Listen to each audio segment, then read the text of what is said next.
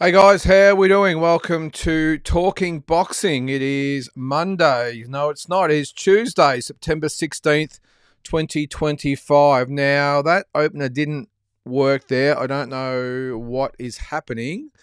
So, what I'm going to do is just wait for one of you people that are watching tonight to let me know whether I am actually on or not, whether my internet's actually working. I don't know what is happening. Let's just wait and see. But if you are watching or listening or whatever it is, welcome to the show. I'm just going to wait for confirmation here that you can actually see and hear me, because that opener was a bust. So I'm not quite sure what happened there. I'll just wait for anyone just to let me know. Anyone will do. Am I on or not? Let's see. What do we got there? Okay, I think we're good. Yeah, okay, beautiful. I don't know what's happening, guys. That you saw there, the opener didn't work. I don't know what happened, but look, really appreciate everyone that sent me messages while I was away. Of course, I'm back on deck, of course, while I'm here. Yeah, an interesting week, big week, really good week. The fight on the weekend. You would have seen. Hopefully, you've watched the video. So let me know your points of view on that. Of course, we're here to discuss the big fight on the weekend. So where does that rank Terence Crawford, not only in the current day, but also in boxing history now? We did say about the boxing's Mount Rushmore or whatever it might have been. So, yeah, a lot happening. And, of course, we want to start off the episode just to obviously wish... Well, I don't know how to probably say it. How is it wishing condolences or whatever it is for the death of Ricky Hatton? We lost one of the greats.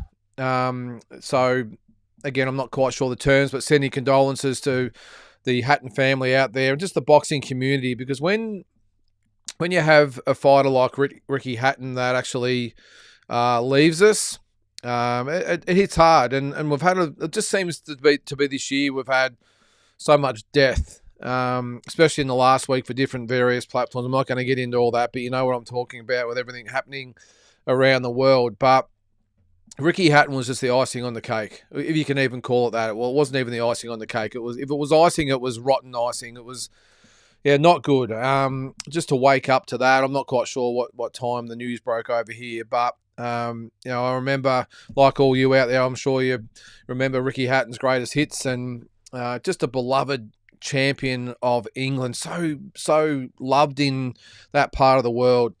I've seen him fight live back in 2009 against Manny Pacquiao, and I'm sure a lot of you out there have followed his career. And I mean, we've had George Foreman this year, and I think Greg Haugen was recently. I mean, just Joe Bugner last week or the week before. I mean, as you get older, that's what happens, isn't it? But yeah, it was a real hard one to take. And normally when it's an older fighter or,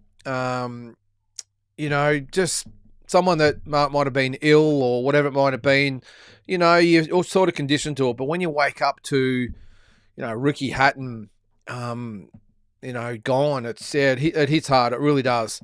But again, with all the events going around or going on around the world at the moment, I suppose nothing surprises us at the moment, does it? Because it's almost like we've been desensitized to the whole thing. But I don't know what it was. But last week when I saw that Ricky Hatton, late last week was gone. Yeah, it wasn't a great way to end the week anyway, guys. So condolences or whatever it is to the Hatton family and all his fans and that out there as well. So, but on to. Excuse me, the show. Again, welcome to everyone watching. Also to everyone listening on Spotify after the fact. It was a good week, really good week. It was only a 1 week sort of visit. Normally I go for a couple of weeks, and I actually didn't mind just getting in and out. It was actually quite good. Of course, you would have seen there that young Cooper came over with us and his mum Shannon as well.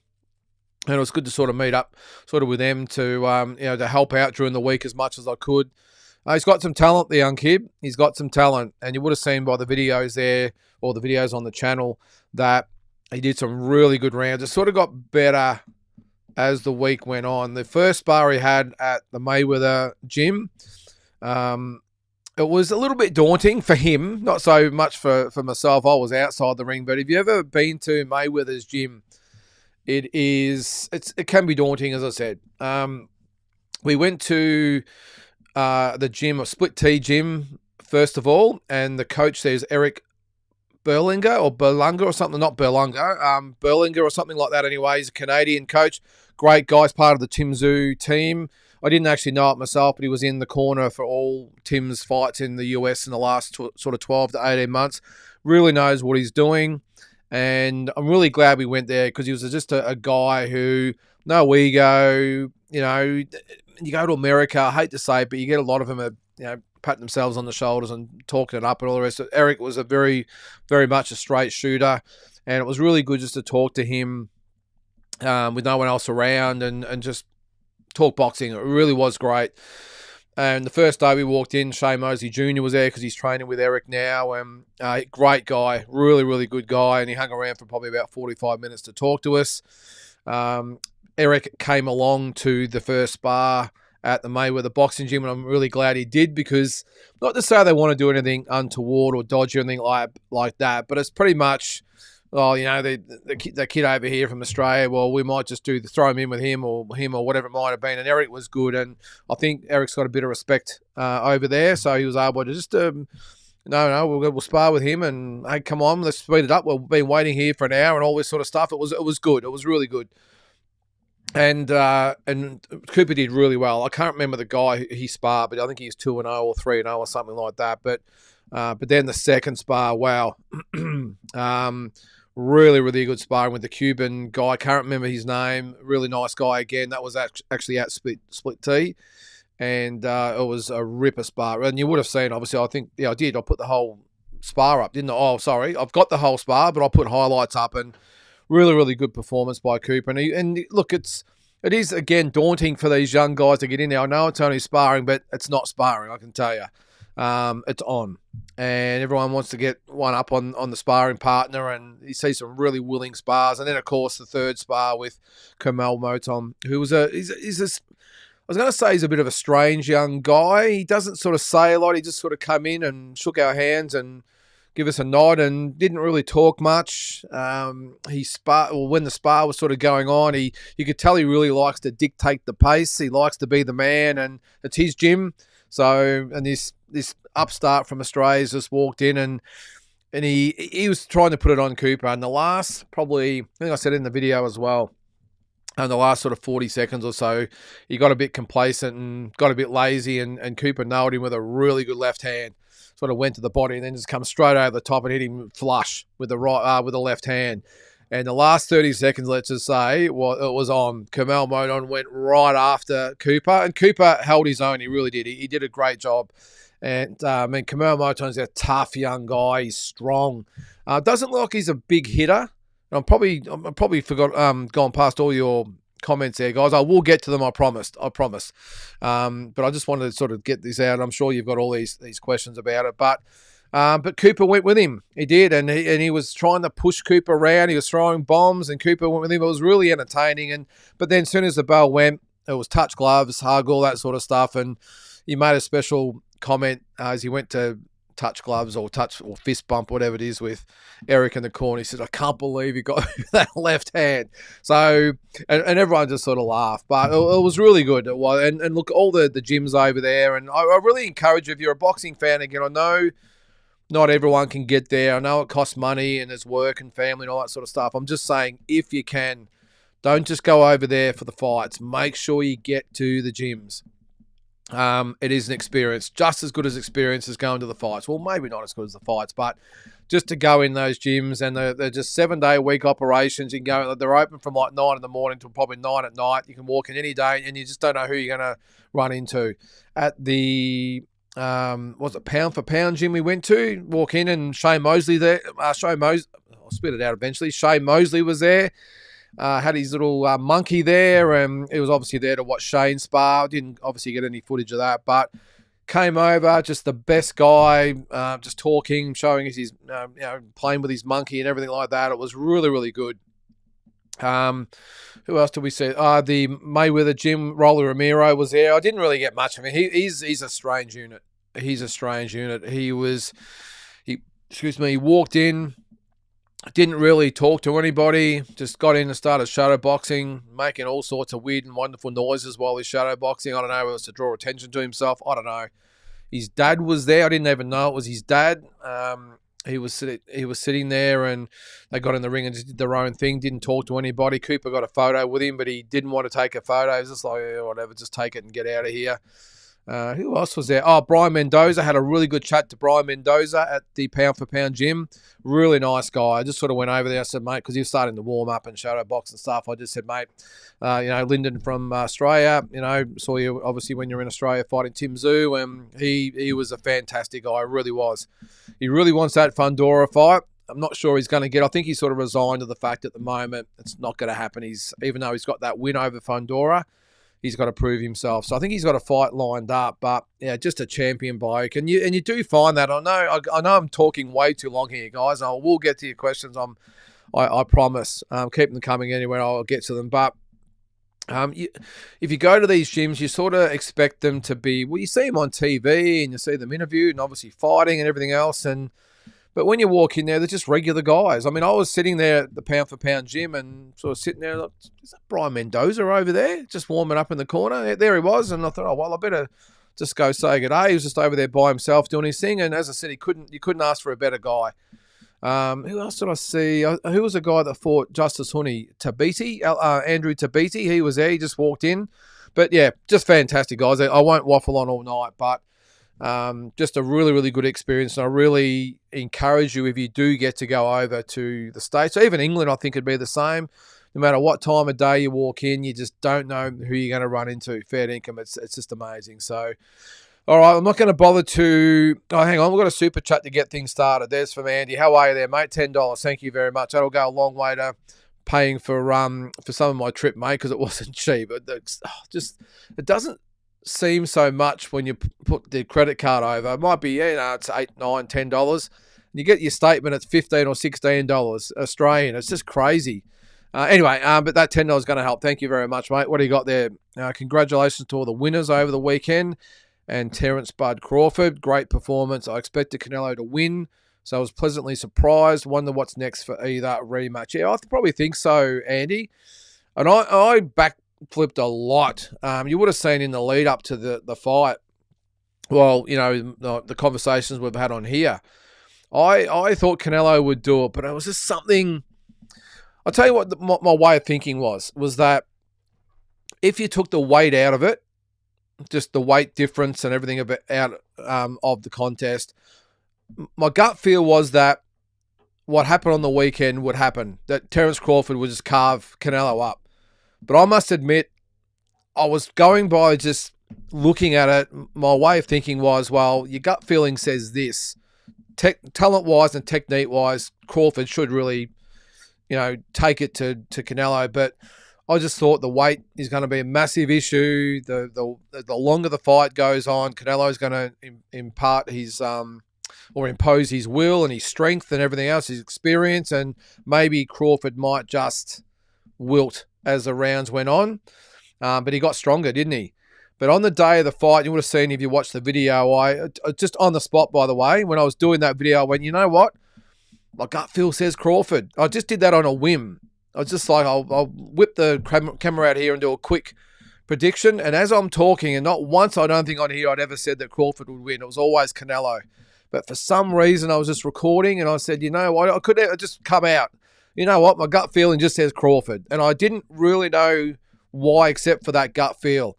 But I must admit, as soon as the first round started, I was like, he's going to win this. He's going to win this. And I think actually I said in that video that if Crawford won, it would be by stoppage. And the way it sort of went the way I sort of envisaged that Crawford would, as I said, he would just carve him up. He would just, from a distance, and be too quick. His counters would be too good.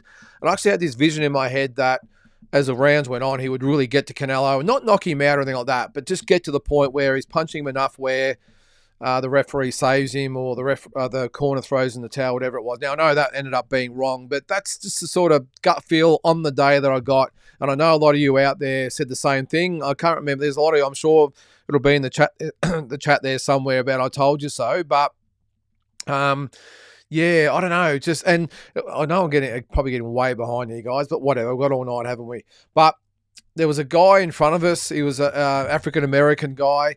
And he stood up before the fight started, and he had his team Crawford on, and he said, right, let's go. Who's got, just about bets. All right, come on. Who's got some money for me? And I reckon there's probably about 7 or 8 Mexican fans, a couple of or American, Caucasian, whatever you might want to say, handing over all these wads of bills. And the Mexican guys especially, there's 4 of them sitting in front of me, 2 guys and their wives or girlfriends. And one of them pulled out a gangster roll, which was about an inch thick, and said, I've got it. And he covered it. And all through the fight, they just sat there like this. And every round, the guy would get up and he's cheering. It was this one guy. And it's probably, as I said, 8, 9, even 10 people put bets on it. And at the end of the fight, they all went over to him. They all paid him. He probably made a couple of grand out of it. So that's what they do. But he was very, very vocal. And he was almost commentating the fight. And these guys are just getting lower and lower in the seats as he's just getting more and more vocal. It was fantastic. So, all right. So, again, guys, apologies about the order, but I'm not going to even try and put them in the correct order tonight. I'm way behind. So, let's just start at the top. And we've got Flash Wilson. Welcome back. Thanks, Flash. So much happening with Oz boxing and the total victory for the 3 times undisputed world champion, Bud Crawford. Do you think top Oz boxers should spend a year in US to hone their craft? Yeah, good question, Flash, and thanks for the comment there. There is a lot happening with Oz boxing at the moment. Do I think boxers should stay in the US to hone their craft? Was that for a year? Yeah, absolutely, Flash. If you can make it happen. Now, not everyone has got... excuse me, but sorry about that, guys. Not everyone's got sponsorship and backing and all that sort of stuff, so I know it's hard. But yes, 100%. I think if you could make it happen, go over there and do it. And look, Cooper, after being over there, would 100% like to get there. And I know Shannon, his mum, said that she's going to do her best to make it happen. And knowing Shannon, she'll find a way. She's that's just what she does. She's a go-getter. She's a hustler, and I think she'll get it done. And she's already in her mind trying to work out how she can do it. But look, he's already got the trainer there if he wants to go, I suppose, whether he's going back and forth, but he's got a coach there if he needs one on site. But to go over there and spend some time over there, and again, I don't know how that works in with his home coach, but I know it might be a year at a time. I don't know, but I would say 100% that he should, and anyone like that to go over there. Look, it's a little bit different if you're, let's just say you're signed to No Limit. No Limit, you're in the gang. And it's pretty hard to get in the gang. Yeah, you might get a spot on the card every now and then, and let's face it, I mean, Tasman Fighters and No Limit are the 2 biggest promoters in Australia, and most fighters want to go with No Limit because of the TV and all that sort of stuff, and the opportunities of fighting on the undercards of some pretty big-name fighters, although Tasman has Jai, of course, and Justice, but unless you're in the gang with those types of promoters, it's very hard to get the exposure, to get the experience. Yes, you'll get it in the gyms, but you're not really going to get it in fighting. You're not going to get the companies investing in you. Because you've got to remember, promoters, contrary to what a lot of people think, they're not just good guys who just do it for the fun of it. It's a business to them. And if you can't offer them a profit from their investment in you, well, they're not going to bother. So a lot of them don't like to invest in a young kid unless they're out of the Olympics. It's a Harry Garside or someone like that.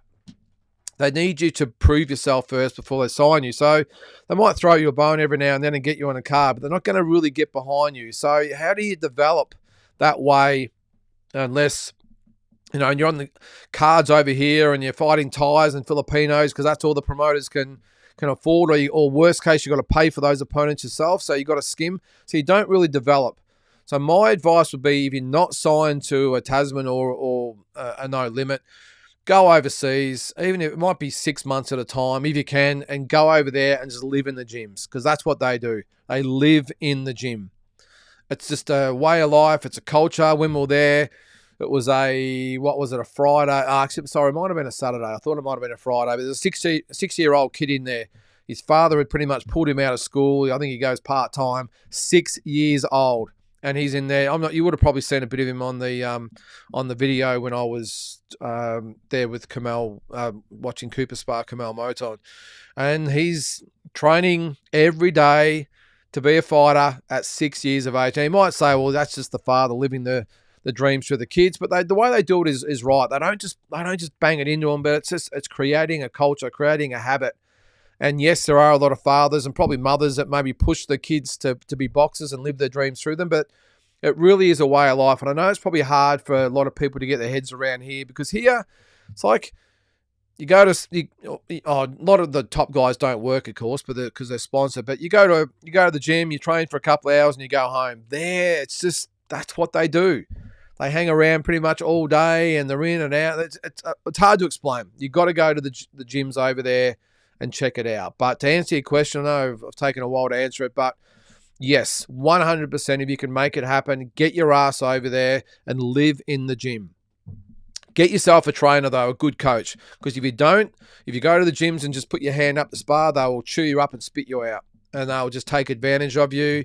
So make sure you've got some backing. That's why I'm really happy that we met Eric, because if Cooper does decide to go over there, and again, I don't know if it's in conjunction with his home coach or whatever he does, it's not my business. But if he did go over, he would have a guy there that would have his back and a lot of contacts. While we were there, the phone ringing with all these very well-known people, and he knows them all, and he's got some pull. So have someone like that. That's probably the advice I would give Flash. That if there's a young fighter out there, make a contact over there and have someone to have a home gym, and they can watch your back so you don't get taken advantage of, because, yeah, there's no mercy over there, I can tell you. So we'll move on. Flash, do you feel Jai ought to skip waiting around and go directly to heavyweight? And if so, who do you think he should fight first? Another good question, Flash. Look, I understand he wants to unify the cruiserweight division. I would if I was him. But I think it's pretty obvious now that Badu Jack wants no part of it. That's probably the first thing. And Gilberto Zurdo Ramirez, look, he probably wants the fight, but, I mean, we've got to face the facts, and he's out until could be halfway through next year. When he does come back, is he going to want to have a tune-up first? It could be the end of next year. That's a year and a half gone. And then what happens if he plays games and wants to fight someone else, and Jake Paul suddenly wants a crack? Not that I think he would, but... Or David Benavides announces he's going to go to from light heavyweight to cruiserweight, and all of a sudden it's like Jai who. So, yeah, and the thing is, you got to look at it from Ramirez's point of view, is that Jai is maximum risk. Well, it's a good return, but not as great as return as he would get by fighting David Benavides or Jake Paul. So you got to weigh that up. And sometimes what's right isn't necessarily what's going to happen. It all just comes down to the money. So is it time, what do you say, should he skip and waiting around? Yes, I think so, Flash. Yep, I think I said in one of my videos before I left that I would probably give it to maybe mid next year. It's only, 8 months away, 9 months away, whatever it is. I would give it till then, have another couple of fights. What's he got? One lined up for, is October, isn't it? I think it is, October and November. I would have one more fight mid next year, and then whether it's Ramirez or whoever else it might be, then I would go up. And who should he fight first? Well, I mean, it probably could be, look, anyone in the top 15, I suppose, mate. I mean, without picking names, I mean, someone, well, I was going to say Derek Chisora, but he's not going to risk fighting Jai when he's got his number one ranking at stake. But I don't know. There's plenty of guys there, mate, but I won't rattle them off. But I'd say it'd be just someone top 15. I don't think he really needs to go for someone at the top straight away. Even Usyk fought, who did he fight first? It wasn't a real top liner anyway.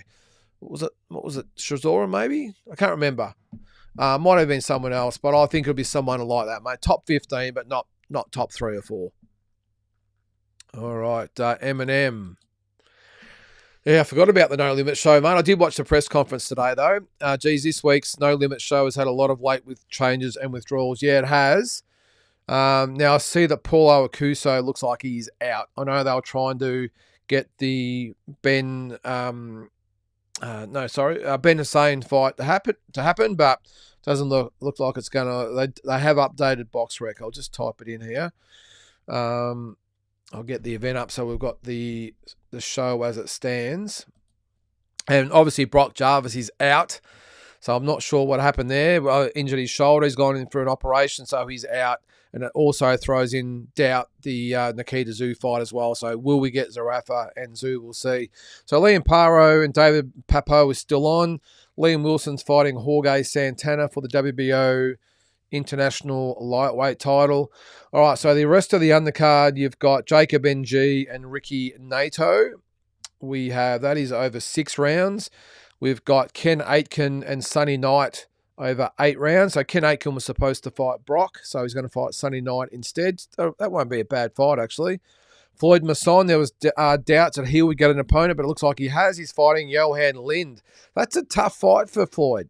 That's actually, it's got to be at heavyweight, doesn't it? Yeah, it is. It's at heavyweight because Johan Lind, Olympian, so obviously he can fight. And he's in with Floyd Masson. Only over 6 rounds, though. Durangara Truella and Lachlan O'Shea. Yeah, big rat for Truella. He's a good young kid. Yeah, 5-0 against 9-6. They got Danny Keating against Sachin Nautiyal, it looks like. And then Matthew Hosking against Lance McDonald. So that's the card as it stands. Now, look, I must admit, I've made a bit of a stand on the card. I'm not going to buy it for the pub, but I am going to do a live watch-along on Thursday night, guys. So I know you're probably thinking, geez, this guy's a glutton for punishment, but I'm going to get it and watch it here at home. And I will do the live watch-along. We haven't done one for a while, so we'll do one. But, yeah, they wanted, $700 to put it on at the pub. Now, when you're thinking we're probably going to get 4 or 5 people there to watch it, sorry to all those 4 and 5 people that are going to turn up, but it ain't going to be on. There's no way I'm going to pay $700 on a Thursday night to put that fight on at the pub. And this is the thing they don't realise, these Fox Sports and stuff. I understand there's the potential of getting a lot of people there, but pubs and clubs aren't going to put these fights on. So I think it's $50 on normal KO or main event. But to still charge $700 for it for a pub, I can't think of a pub. No, I'm actually marketing myself as the home of combat sports in Bendigo, where the pub is, and even I'm not going to put it on, especially with Brock out and Paulo Acuso out. Two of the 3 co-mains. Liam Wilson's obviously still on the card, which is great. But it's really just turned into a domestic level show for me now. And look, it'll still be good fights. I'm looking forward to the 2 main events and a couple of the undercards. But yeah, Brock and Paulo not on the card. I think I'll give that one a miss. And as I said, just do the live watch along. So if you got nothing to do on Thursday night, then tune in and we can watch it together. All right. OG Lights Out. Awesome videos from the States. Lynden, how do you think Nikita would measure up against Callum Walsh? I didn't see anything special with that fight. Look, mate, both of those guys looked absolutely shocking. Callum Walsh and Fernando Vargas Jr., especially Vargas Jr., mate. He was not good. I don't see where all the hype is. And Callum Walsh wasn't much better. I thought it was a lot closer than what it was. I thought it might have been 7-3, 6-4, something like that. I thought Fernando Vargas did okay. But it was 10 rounds to 0 on one card and 9 rounds to 1 on the other 2. Now, I think I said on the video, in between falling asleep and sort of watching the fight, hoping something might happen and just counting down the rounds before Canelo and Crawford. Look, I thought it was closer than what it was. But Vargas Jr. was really disappointing. And I did see an interview with it that he did the next day. I mean, pretty much talking himself up and what a great performance it was. Geez, I'd be embarrassed by that performance. And Callum Walsh is not a good fighter. But to answer it, well, I shouldn't say that. He's obviously world ranked and can fight, but I don't think he's anywhere near, the top level. How would Nikita go? I think it might be a bit early for him, OG. Look, the thing with Nikita is, I think it's way too early to make any assumptions about how we go against any of these guys because we just haven't seen him at the level. Now, he might be a guy, and I'm hoping it is the case, he might be one of those guys who struggles against inferior opposition, but then when he gets in with a good guy, can really rise to the occasion. Some people are the opposite, of course. Most people are. But I just think, Nikita, if you got someone that maybe was just a bit more conventional and isn't just going to throw unpredictable punches and come in all unorthodox and all over the place like some of the guys have, and made him a bit awkward for him, and he's been tagged. Maybe he might be that type of guy. I don't know. But the jury for me with Nikita is still out.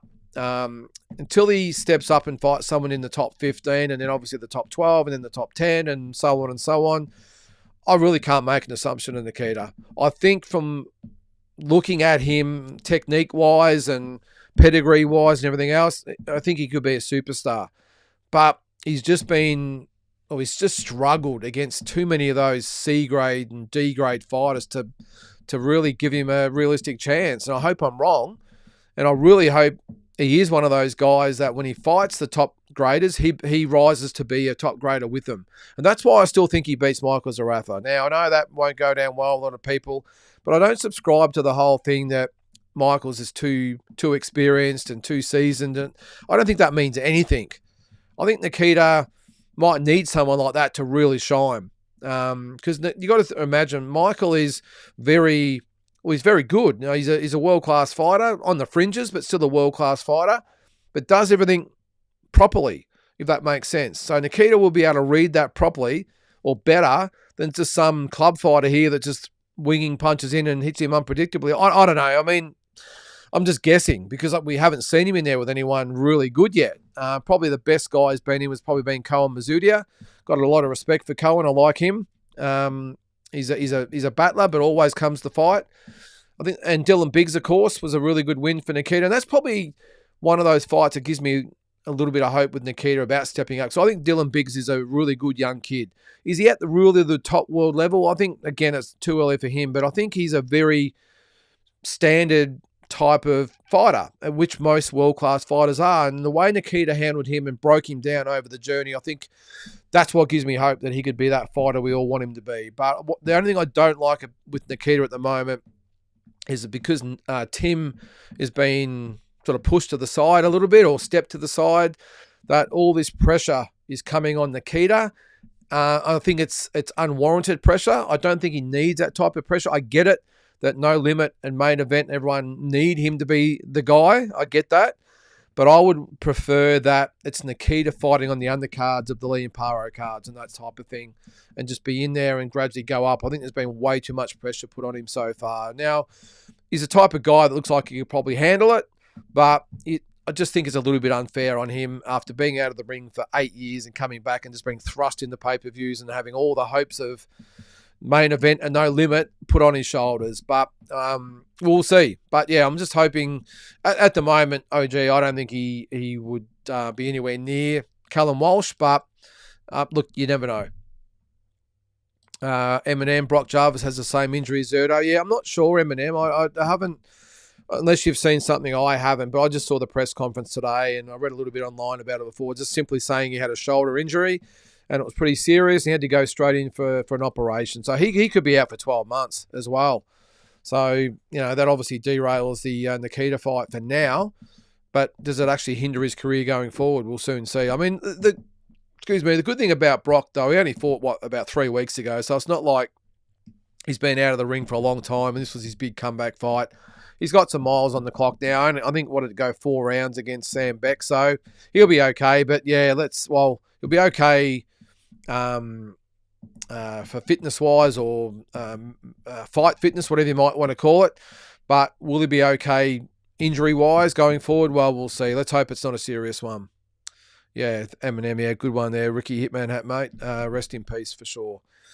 Richard, hey, Lynden and all, welcome back and enjoyed your vlogs. Yep, RIP Ricky Hatton.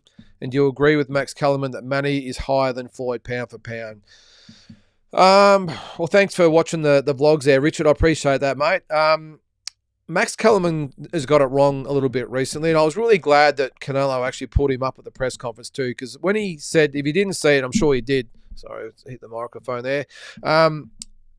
He said that boxing is dead and Dana White's going to come and fix it. I took that as a real insult, to be honest, and I'm glad that Canelo actually spoke up. So that was the first thing. And I don't think Max Kellerman had anywhere to go. You've got the number one or fighter in the sport at that time before the fight, the face of the sport, pulling you up. I don't think he expected it, and I think he was a little bit sort of taken aback and a bit embarrassed, and so he should be. I don't think boxing needed to be fixed. It needed some adjusting, and it needed some tweaking, but there's still a lot of good things happening with boxing. Okay, we mightn't have had those big stack cards that Riyadh season have produced for us, but we were getting all the big fights. It might have taken a while, and yeah, it might have been a bit of back and forth, but I think most of the time we get those big fights done. So I'm glad that Canelo pulled him up, because it wasn't or isn't as broken as a lot of people think. I don't think anyway. And all you got to do is look at the fights on the weekend. I know it was because of Turkey and Dana well, mainly Turkey, that the fight actually got done. But to be in that arena with 70,000 people and the atmosphere and the production and the lights and all that sort of stuff, it was amazing. It really was. It's not dead, I can assure you of that. Because when there's a big boxing fight happening, a mega fight like that, it's UFC who. No one is interested in it, and it becomes the little brother that it should be to boxing. I didn't see that he thought that Manny is higher than Floyd in the pound for pound. If I was asked that, Richard, I would 100% disagree with Max Kellerman. I think, how can you question Floyd Mayweather? I know there's the arguments of fought different fighters at certain times and the right times that suited him and this and that, but at the end of the day, he still beat them. I won't even bother to go through his resume. We'll be here for 10 minutes going through all the great fighters that he's fought. And I know it's different these days than previous years. I'm not really counting all the world titles and that, because most of the elite fighters have a world title. And I know back in the day, a lot of them didn't with the other greats. But I'm just going by from what I've seen, which is fact, that he just cleaned out everyone and beat everyone. I love Manny. I'm a bigger fan of Manny than I am of Floyd, but facts are facts. And the thing is, yeah, Manny fought just as many great fighters as Floyd, but he had, 7, 8 losses on his record. He couldn't beat a lot of them. That's what I'm going by.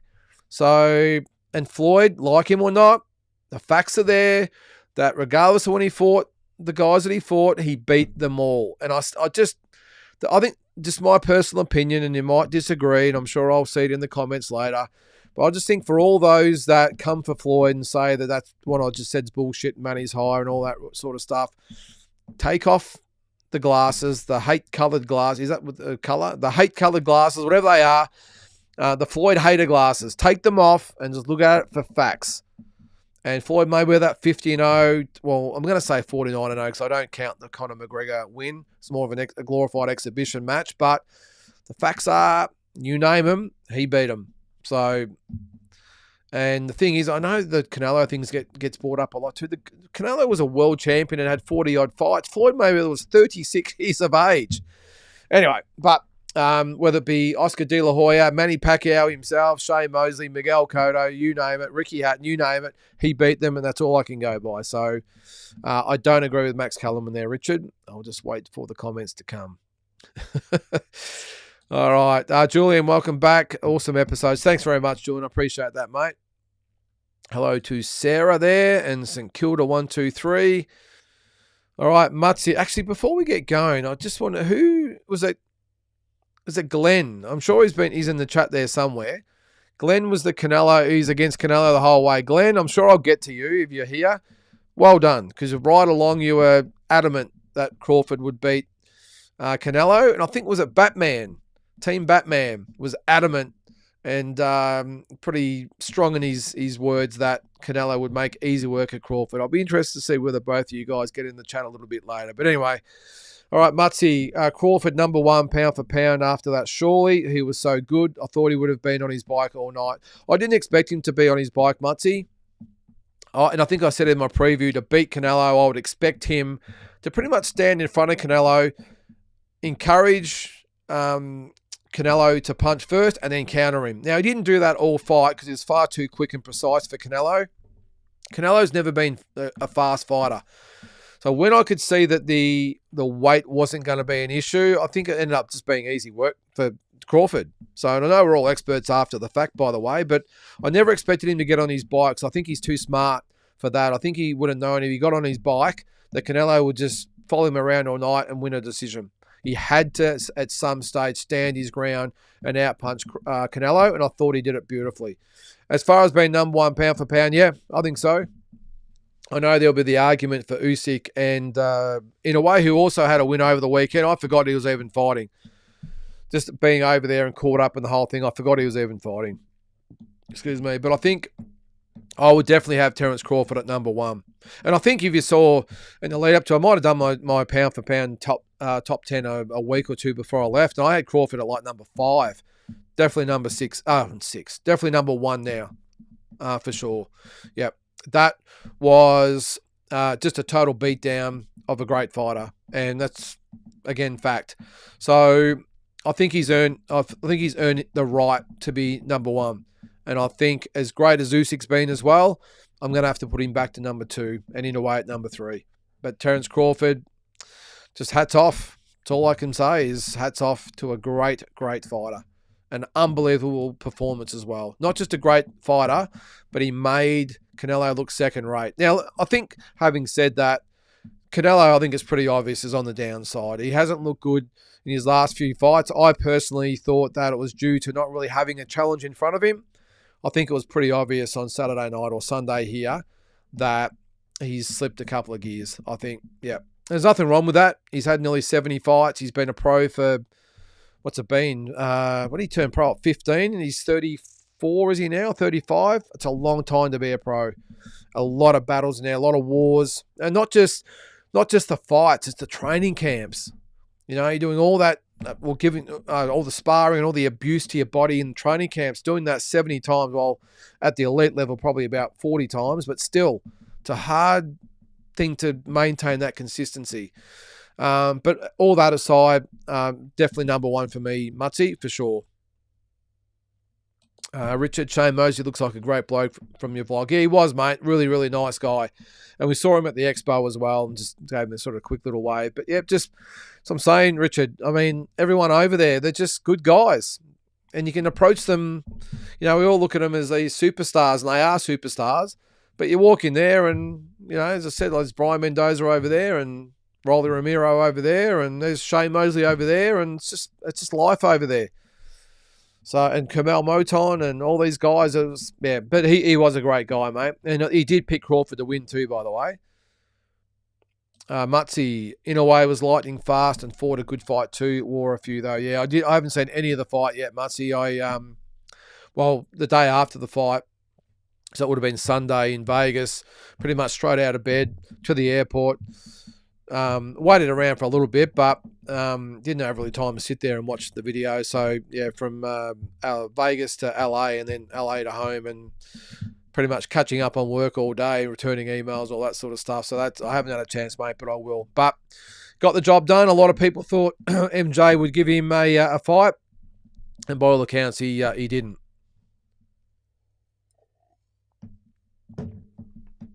All right. Eminem. I'm impressed with Cooper. Bright future for sure, and can't wait to watch his career.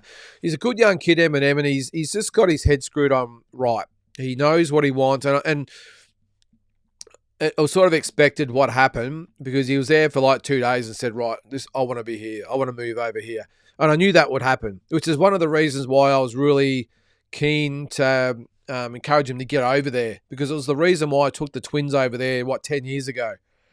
It wasn't necessarily even to get sparring or anything like that. It was purely just to go over and train and just be part of the fight week. It was Mayweather-Pacquiao, by the way, so you can't get much bigger.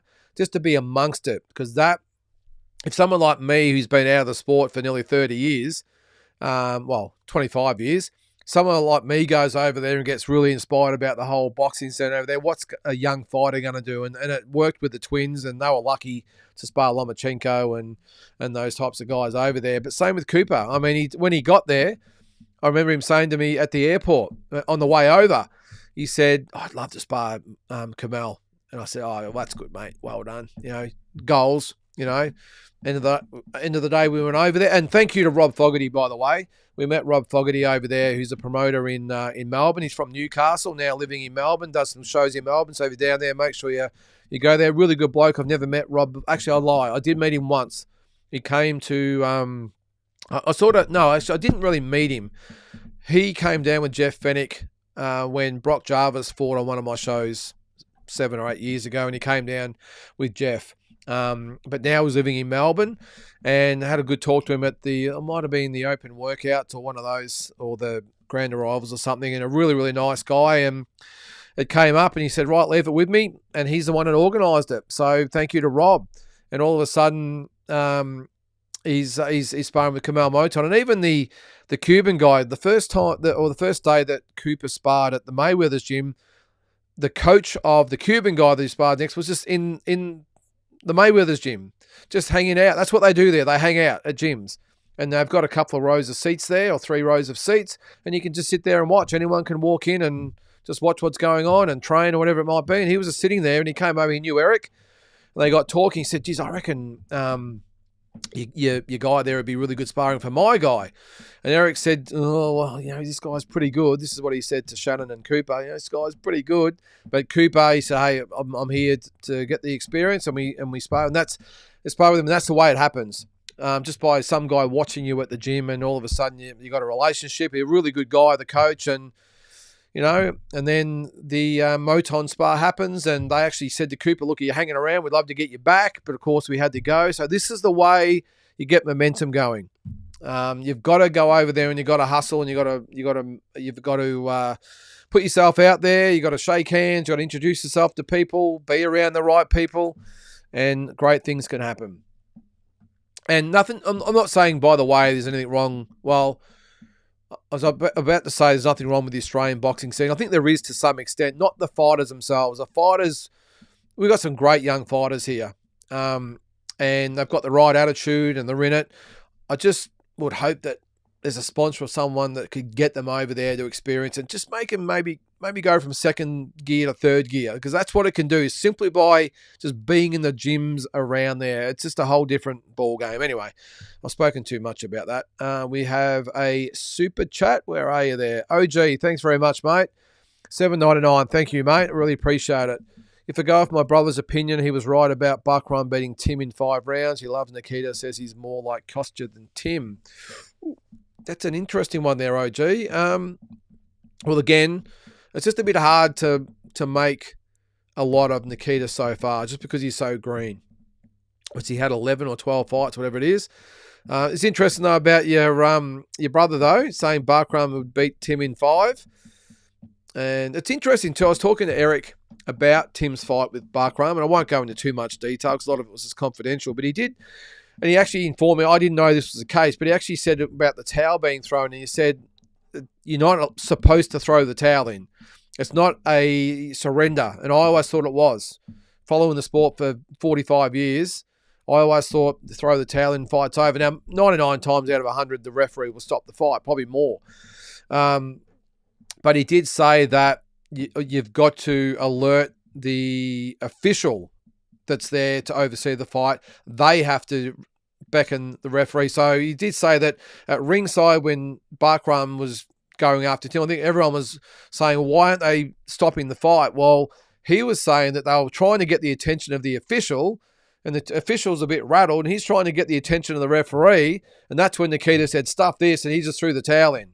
That's why it took so long. So it's little things. So sometimes we probably criticize corners for different things, but sometimes we don't know the full story. Also said about Tim's cut that he didn't know. I think the corner weren't 100% sure about what happened to cause the cut, because the referee is supposed to come over and say, right, accidental headbutt or elbow in that case, whatever it might be, and makes a ruling. But the referee didn't actually say anything. So everyone's trying to guess what happened. Now, it doesn't excuse the fact that, in my opinion, the fight should have been stopped. Eric didn't really have an opinion, he didn't say, but my opinion, like a lot of you out there, it should have been 100% stopped. But he did say there was confusion in the corner because no one really knew what had actually caused the cut. Because you've got to remember, they were on their way up to the ring apron when it happened, because it happened right on the bell. So they would have been sitting there. As soon as the bell goes, they would have been up the stairs. They wouldn't have even seen the elbow. And because the referee didn't actually come over and say, right, guys, that's an elbow, I think it just made things a little bit more confusing than what it was. And it was already confusing because there's obviously blood going everywhere and no one knew what was happening. And but it was interesting to hear from someone that was actually in the corner on fight night. So anyway, there's a little bit of background for you there. But your brother knows his stuff by the sounds of things, OG. All right, I'll go through a few of these comments because I'm as usual way behind. All right, what do we got? Another one from. Hang on. Oh yeah, that's from Coop. I've said this before, but Shannon versus Susie Ramadan would have been a great fight, mate. It would have been. The problem is Susie Ramadan never wanted it, and I can say that as a fact because I tried to make it happen. I actually promoted Susie for a couple of fights as well, but obviously had more of a background with Shannon. But one of the first shows I did, I actually threw out a really good offer to Susie Ramadan to fight Shannon, and she turned it down. So not much you can do about it. Shannon would have fought her for nothing because Shannon, I know it's not the smartest thing to do. Of course, you're a prize fighter, but Shannon sort of fights for legacy and belts and to give the fans what they want. And I get it. Susie's probably more of a traditional prize fighter, picks her marks, and that's fine. Nothing wrong with that. But I did make a really good offer, Richard, more than probably what should have been offered, but I was just a naive young promoter. I had no idea, so I just threw the figure out and she turned it down. And I can say that is fact. So, and I get along well with Susie, but that's the truth. So it would have been a great fight, though, Richard. 10 years ago, maybe, though. All right. Robert, the advice that Eric gave was fascinating. Yeah, mate, he knows his stuff. And I'd never heard of him before, if I'm being honest. Glenn Jennings lined this up in conjunction with Shannon. Shannon just said, we're going to split T boxing. I knew that was where Tim trained, but I didn't know who Eric was. And I certainly didn't know he was part of Team Zoo. And he's got a good relationship with Tim. They speak on the phone and everything. And yeah, I didn't know who he was. And by the end of the week, I got a lot of respect for him, Robert. Really, really good guy and knows his stuff. Really knows his stuff. Very, very educated. From Canada, so he's not American, he's Canadian. I think he came down, he said, when COVID hit, so it's at about 5 years ago. It cost him a lot of money to move from Canada down to the States and set up his gym there, and that's what he's done. So, and I think he said he's probably got about a dozen fighters at the moment or something, and yeah, doing really good stuff, mate. And yeah, like you said, the advice was fascinating. All right. Will they let the public into the gyms? Yeah, they will, mate. Yeah, you can just walk in. Oh, actually, I lie. I'll take that back. Certain gyms you can walk into. Okay, you got to know your marks. Like the pound for pound and the what's the last gym we went to? Was it DLX? I think it was called, where he sparred Kamal Moton. You can't just walk in. The sort of private gyms, unless you're a member or whatever. But a lot of gyms, yep, 100%. The bigger gyms, like the Mayweather's gym and Wildcard and those types, and you can just walk in and say good day and watch, no problems. But a lot of them are closed to the public. But unless you walk, look, I think if you went over there and you just went and go, oh, look, I'm such and such from Australia, do you mind if I just have a look around? Most of them will say yes. But if you just walk in and sort of make yourself at home, then you might have some problems. But it's probably just being courteous. But what got me is that whether it be a Monday at 11 o'clock in the morning or a Wednesday at 7 o'clock at night, they're just full all day. And as I said before, it's just a way of life for them, and most gyms are full all day, and you just can go around and gym. There was some of the gyms that what did we go to? So we went to Split T, we went to DLX, we went to Pound for Pound, we went to Mayweather's. Out of those 4 gyms we went to, I reckon there was probably 7 or 8 people I saw at every single one of those gyms. It just happened to be there when we were there. That's just the way they roll over there. So it's good. But yeah, as I said, Robert, if you do go over there, it's just being courteous and go in there and say good day. And if you do go in, 100% make sure you ask if you're going to take a photo or video or anything like that, because they're very, very strict about it over there. The first thing I always did was say, hey, like especially DLX, because there's big signs on the wall, no videotaping. So I just went over to the guy behind the counter and said, look, I'm Lynden Hosking from Australia. Mate, do you mind if I just get a few pictures on my camera? I'm not going to film the sparring. And then he said, yep, mate, that's fine. All you got to do is ask. Some of them don't want you to, like Mayweather's and Wildcard probably wouldn't be too stressed about it because they're more tourist attractions, those type of gyms. But the serious gyms, not to say those gyms aren't serious, but the non-mainstream gyms like Mayweather's and Wildcard, if you go in there, just go in there and introduce yourself and you'll be fine. All right. Did you catch up with Jai and Mick Francis? No, I didn't. Sorry, Julian. We were really busy all week. We really didn't get a chance to do much. I mean, we caught up with Noonan from Noonan Promotions and He's got about a dozen different sites he controls, I think. But we caught up with him, and he's the one that said that Giant Mick was in town and try and catch up. And I think they were actually staying at the Luxor, or no, Noonan was at the Luxor. But he was so busy, Noonan, with what he was doing. He's pretty much reporting on everything. I think he has 6 guys over there working under him. He was just flat out all the time. So I didn't even bother to contact him afterwards. But he did say Giant Mick were in town. But just, again, mate, just with so much going on. I knew they would have had stuff going on as well. No, I didn't get a chance to answer your question there. But, yeah, maybe next time. All right.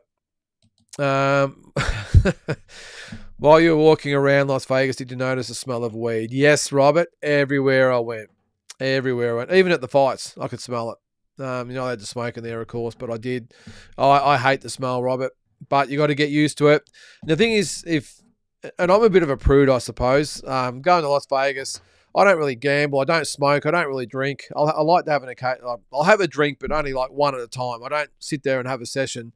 Used to maybe in my younger years, but I'm even though Las Vegas is my favorite place to go in the world, I don't do all the traditional stuff. So like I said, gamble and drink and smoke and all the rest of it, stay out late. But I love it because I'm there for the boxing. But if you go there, you've got to expect that no matter where you go, you're going to smell weed. I don't think the casinos don't allow it in there, but it doesn't matter. It all wafts in there, and there's always some guy that will just light up. So you got to get used to it over there, Robert. But yes, I noticed it everywhere I went, and I hate the smell.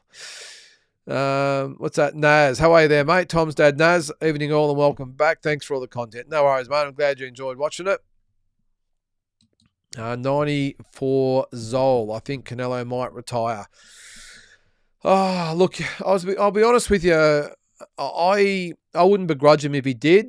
I just think he wouldn't want to go out like that. He has got 2 fights to go on his contract with Riyadh season. But the big question is, who does he fight next? Is it a rematch with Crawford, or does he maybe learn like he did from the Bivol fight, that maybe he bit off a little bit more than he could chew, especially at this stage of his career? I mean, what was that, 3 years ago, the Bivol fight? So I just don't think he'll probably want any of that Crawford sort of action again. I wouldn't have thought. You never know. I mean, Turkey Al-Sheikh might offer him another 150. Although this time, if it was 150 to Canelo and 50 to Crawford, you would think that if they fought again, it'd be 100 each. And I know you might be saying, hang on, Crawford, he won the fight. He deserves to get the 150 and Canelo 50. Well, it's not going to work that way because, like it or not, Crawford might have won, but Canelo's still a bigger name and a bigger face. And that's just the way that rolls. So I would think 100 each. If there's a $200 million pot, I would think 100 each would be fair. So we'll see. I did see some articles about even with Crawford, he should be fighting Benavidez next. I don't get these reporters. I really don't. To say that he's not going to be taken seriously as a real champ until he fights Benavidez. Hey, newsflash, idiot. He's a light heavyweight now, mate. He doesn't even fight at 168. I know Turkey put the tweet or Instagram, whatever the hell it was, saying, can Benavidez make 168? And if he can make 168, well, maybe. But Bomac did say they wouldn't fight him. And I wouldn't fight him either. A lot of people say, oh, well, he comes back to 168, he should fight. Yeah, but Crawford's coming up from 147. He had one fight at 154, and then he went to 168. And you're going to put him in with a guy coming down from 200 to fight him at 168? I mean, come on. And I did read a couple of stories where, the reporter was insinuating that Crawford's not the real champion until he beats Benavidez. The guy's not even in his weight division anymore. He's at 175. So, look, if he came back to 168 and got the number 1 ranking again, well, then you could probably put the case up. But I'm with Crawford. I wouldn't fight him. Why? All the odds. I still think Crawford's obviously a lot better fighter, but why do that with a guy that's going to outweigh you by about 50 pounds on fight night? It doesn't make sense. Well, maybe that's a bit of a stretch, but probably 25 or 30 pounds.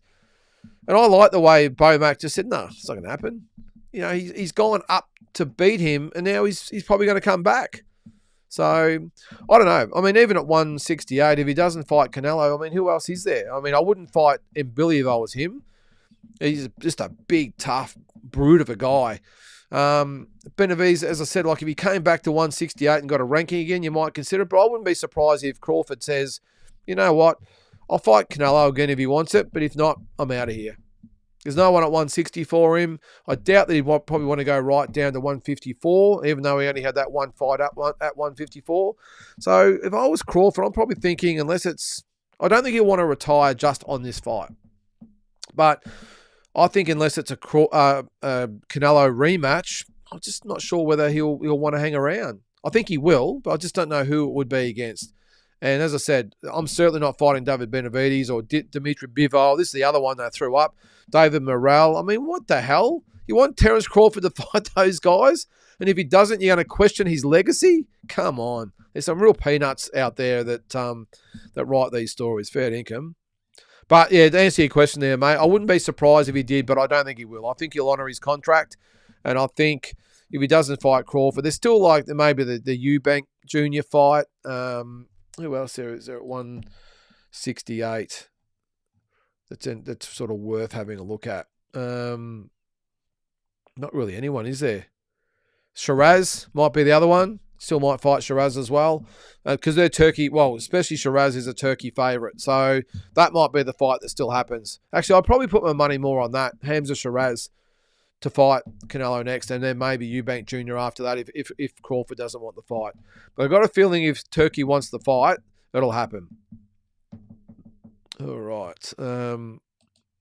Robert, knowing how many free rounds Canelo gets in Las Vegas, I bet the draw at 15-1. Well, geez, they almost took it off him, didn't they, Robert? If he hadn't won those last 2 rounds, he could have lost the fight. Even if Canelo won one of those rounds in the last 2 rounds, it would have been a draw. Can you imagine that?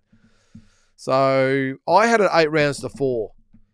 And I know a lot of people had it 9-3. Some even had it 10-2. I wouldn't go that far. I thought Canelo had some success, but I had it 8-4. And I think one of the judges had it 8-4, didn't they? And the other 2 had it 7-5. So, and after 10 rounds, both of those judges had it 5 rounds apiece from memory. So just crazy. But we all knew it was going to happen. Eminem is walking boxing back tomorrow. I've missed it. Yeah, it will be, mate. Yep. I'll have a bit more of a discussion or a talk about the fight itself, because I was going to do a review when I got to the airport. I was like, you know what? I sort of did a mini review after the fight. I know it wasn't in depth or anything, but it's like I don't think I've really got anything to say. It's like I think everyone saw for himself exactly what happened. So I was like, I think I'm just going to get on there and waffle on for 15 minutes about what everyone already knows. I might just do it tomorrow. I'll have a bit of a think about it, let it all sink in. But yeah, I don't know. It was a funny fight. It just, again, I haven't watched the replay or anything like that, and it's a lot different watching it live to watching it online, or on TV. But yeah, I sat down to do it. You know what? I don't think I've got anything to say about it at the moment. I'll see how we go tomorrow, but I'll talk about the whole holiday and the event and everything else on there as well. But yes, it is back tomorrow, mate. All right, Naz, I thought something was wrong with Canelo based on how he looked in the last couple of rounds. If he put the cue in the rack once again like he did with Bivol, he surely can't be the best Mexican ever. Well, yeah, Naz, look, I must admit, when in the lead up to the fight, I sort of thought to myself, I reckon if Canelo beats Crawford, I think that's going to be enough for him just to slip past Chavez. But on the weekend, I think, even though, look, Chavez had his losses, he was fortunate with the draw against Whittaker. Let's say he's pretty lucky to get over Taylor. And then he was beaten by Oscar and then Costa and all those sorts of things. I get that, but I really thought that if Canelo beat Crawford, just in my mind anyway, I would have put him past Chavez, but now he's still at number 2 for me. Yeah, still at number 2. I think Chavez Senior is still the number 1. But a lot of people make the case for guys like Salvador Sanchez, but I don't think you can consider him because he was only 23 years of age. People talk about Ruben Olivares and Carlos Arate. They were great fighters as well. Even Eric Morales, Marco Antonio Barrera. A lot of great fighters. I know I've probably missed a couple, guys, so please don't come at me. But, yeah, I'm with you there, mate. I think the loss on the weekend for me just took the wind out of my sails for the Canelo legacy. Still a great fighter, still one of the best ever, but yeah, I'm going to leave him at number 2 at the moment, Naz. And let's hope he doesn't maybe lose another couple, because I don't want him to damage his legacy anymore. Because you've got to remember, this guy, like him or not, has done so much for boxing, like the Mayweathers and Pacquiao's and De La Hoyas and all those great fighters who have just brought so many eyeballs to the sport. And even fighters I don't really think much of, like a Mayweather or someone, I really respect and admire them for what they've done for the sport as a whole. Tyson's another one. Just the massive amounts of attention and eyeballs they've got on our sport. You can't help but respect and appreciate that. So that's what Canelo has done. So Glenn, if you're in the chat, give him a little bit of cred, mate, for at least doing something for our great sport. What have we got? There's all right, Andy. All right, I was exactly the same. Bud got the bigger tool bag, but I just expected the bigger established champ Canelo would have a bigger hammer. Skills paid the bills, but Bud traded later too. He did, and that's probably what I was thinking of, Andy, when I said when I could sort of picture Crawford maybe stopping Crawford, because I thought this is, again, I know it's all great in hindsight, and I'm certainly not patting my back on about what a great predictor I am, or nothing like that. I'm just saying what was sort of popping into my head was that is a little bit what happened. Canelo started to fade, and then Crawford opened up, and I thought he might have got on a roll in the 10th or 11th round or 12th round and really opened up on an exhausted Canelo and got him out of there. It didn't happen, but there were sort of signs of it a couple of times. I thought he really had Canelo sort of going a couple of times, not hurt, but just like he's like, wow, he's under pressure and really couldn't handle it. But he just outdid everything with Canelo, Andy. He outboxed him, he outfought him, he just outgutted him. He just did everything, mate. And again, just a stellar performance. What's that, Eminem? How lucky are we for a sneaky Tuesday talking boxing? Yeah, well, I've got to do it, Eminem, don't I? I can't get home and not do an episode. I was pretty lucky too. I got 7.5 hours sleep on the plane, so I'm pretty good. All right, Julian. Bud was just too good. His ring IQ is exceptional. Yeah, he did it easy, Julian. He made it look easy. And that is a sign of not just a very good fighter, but a great fighter, when they can make another great fighter look ordinary. And that's what he did. Just a great effort. Yeah, good question, Naz. Where's Batman and Glenn? I'm sure they'll be here at some stage. Maybe Batman might just be laying low. Maybe anticipation. Well, it is Tuesday, so maybe he's not home yet. Maybe he's still living it up in Vegas, because I think he was over there, wasn't he? So I'm sure Glenn will be in here at some stage. Have you seen the notification? The Liam Paro fight night on Thursday is $50 on pay-per-view. Really no limit. I'm taking the piss again. Yeah. And George Rose was a little bit sheepish today, Robert. When he was asked about the card, I actually must admit I was a little bit, what's the word for it? Well, when he almost laughed it off. Oh, the card's falling apart. But that's okay. We've still got the main fight. We're still going to charge our $50. Could have been worse. It could be $70. So it's one thing to maybe be 50, but yeah, I didn't really like the way he laughed it off. I mean, sometimes I suppose you've got to laugh. If not, you'll cry, as they say. But yeah, for $50, I don't know how many of you guys are getting it. I'll get it. I'll get anything. I'll pay the $50, even though I don't think it's worth it, but I'll pay it and do the watch along. But yeah, let me know. Are you going to get it or not? Better than paying $700 at the pub, though, Robert. I can tell you, I can cop a little bit of abuse off half a dozen customers that roll up and it's not on, and still have my $700 in my pocket. All right, Naz. I think I got every pick wrong this weekend. Canelo and Bud was undecided, but I picked Donovan, Vargas, Martinez, Sergey, shocking. You would have got Inouye, though, wouldn't you, Naz? I'm sure. All right, Polly. Great win by Inouye as well on the weekend. He sure can strip his opponent's confidence. I've been saying we will see this more conservative style as he gets older. Yeah, and heavier too, Polly. Yep. Yeah. Again, I haven't seen the highlights. I don't know, but from what I've heard, yeah, what you said there. Not the usual explosive type of Inouye, but he's going to get older. He's going to get heavier. It's going to happen. So, and he'll lose. At some stage, he'll lose. Yep, 100%. Where are we? What's that, Naz? Yeah, got at least one right. No brainer, that one. Which one was that? Hang on, I missed that one. Anyway, Andy, how about Billy versus Martinez? Yeah, it was a great fight, wasn't it?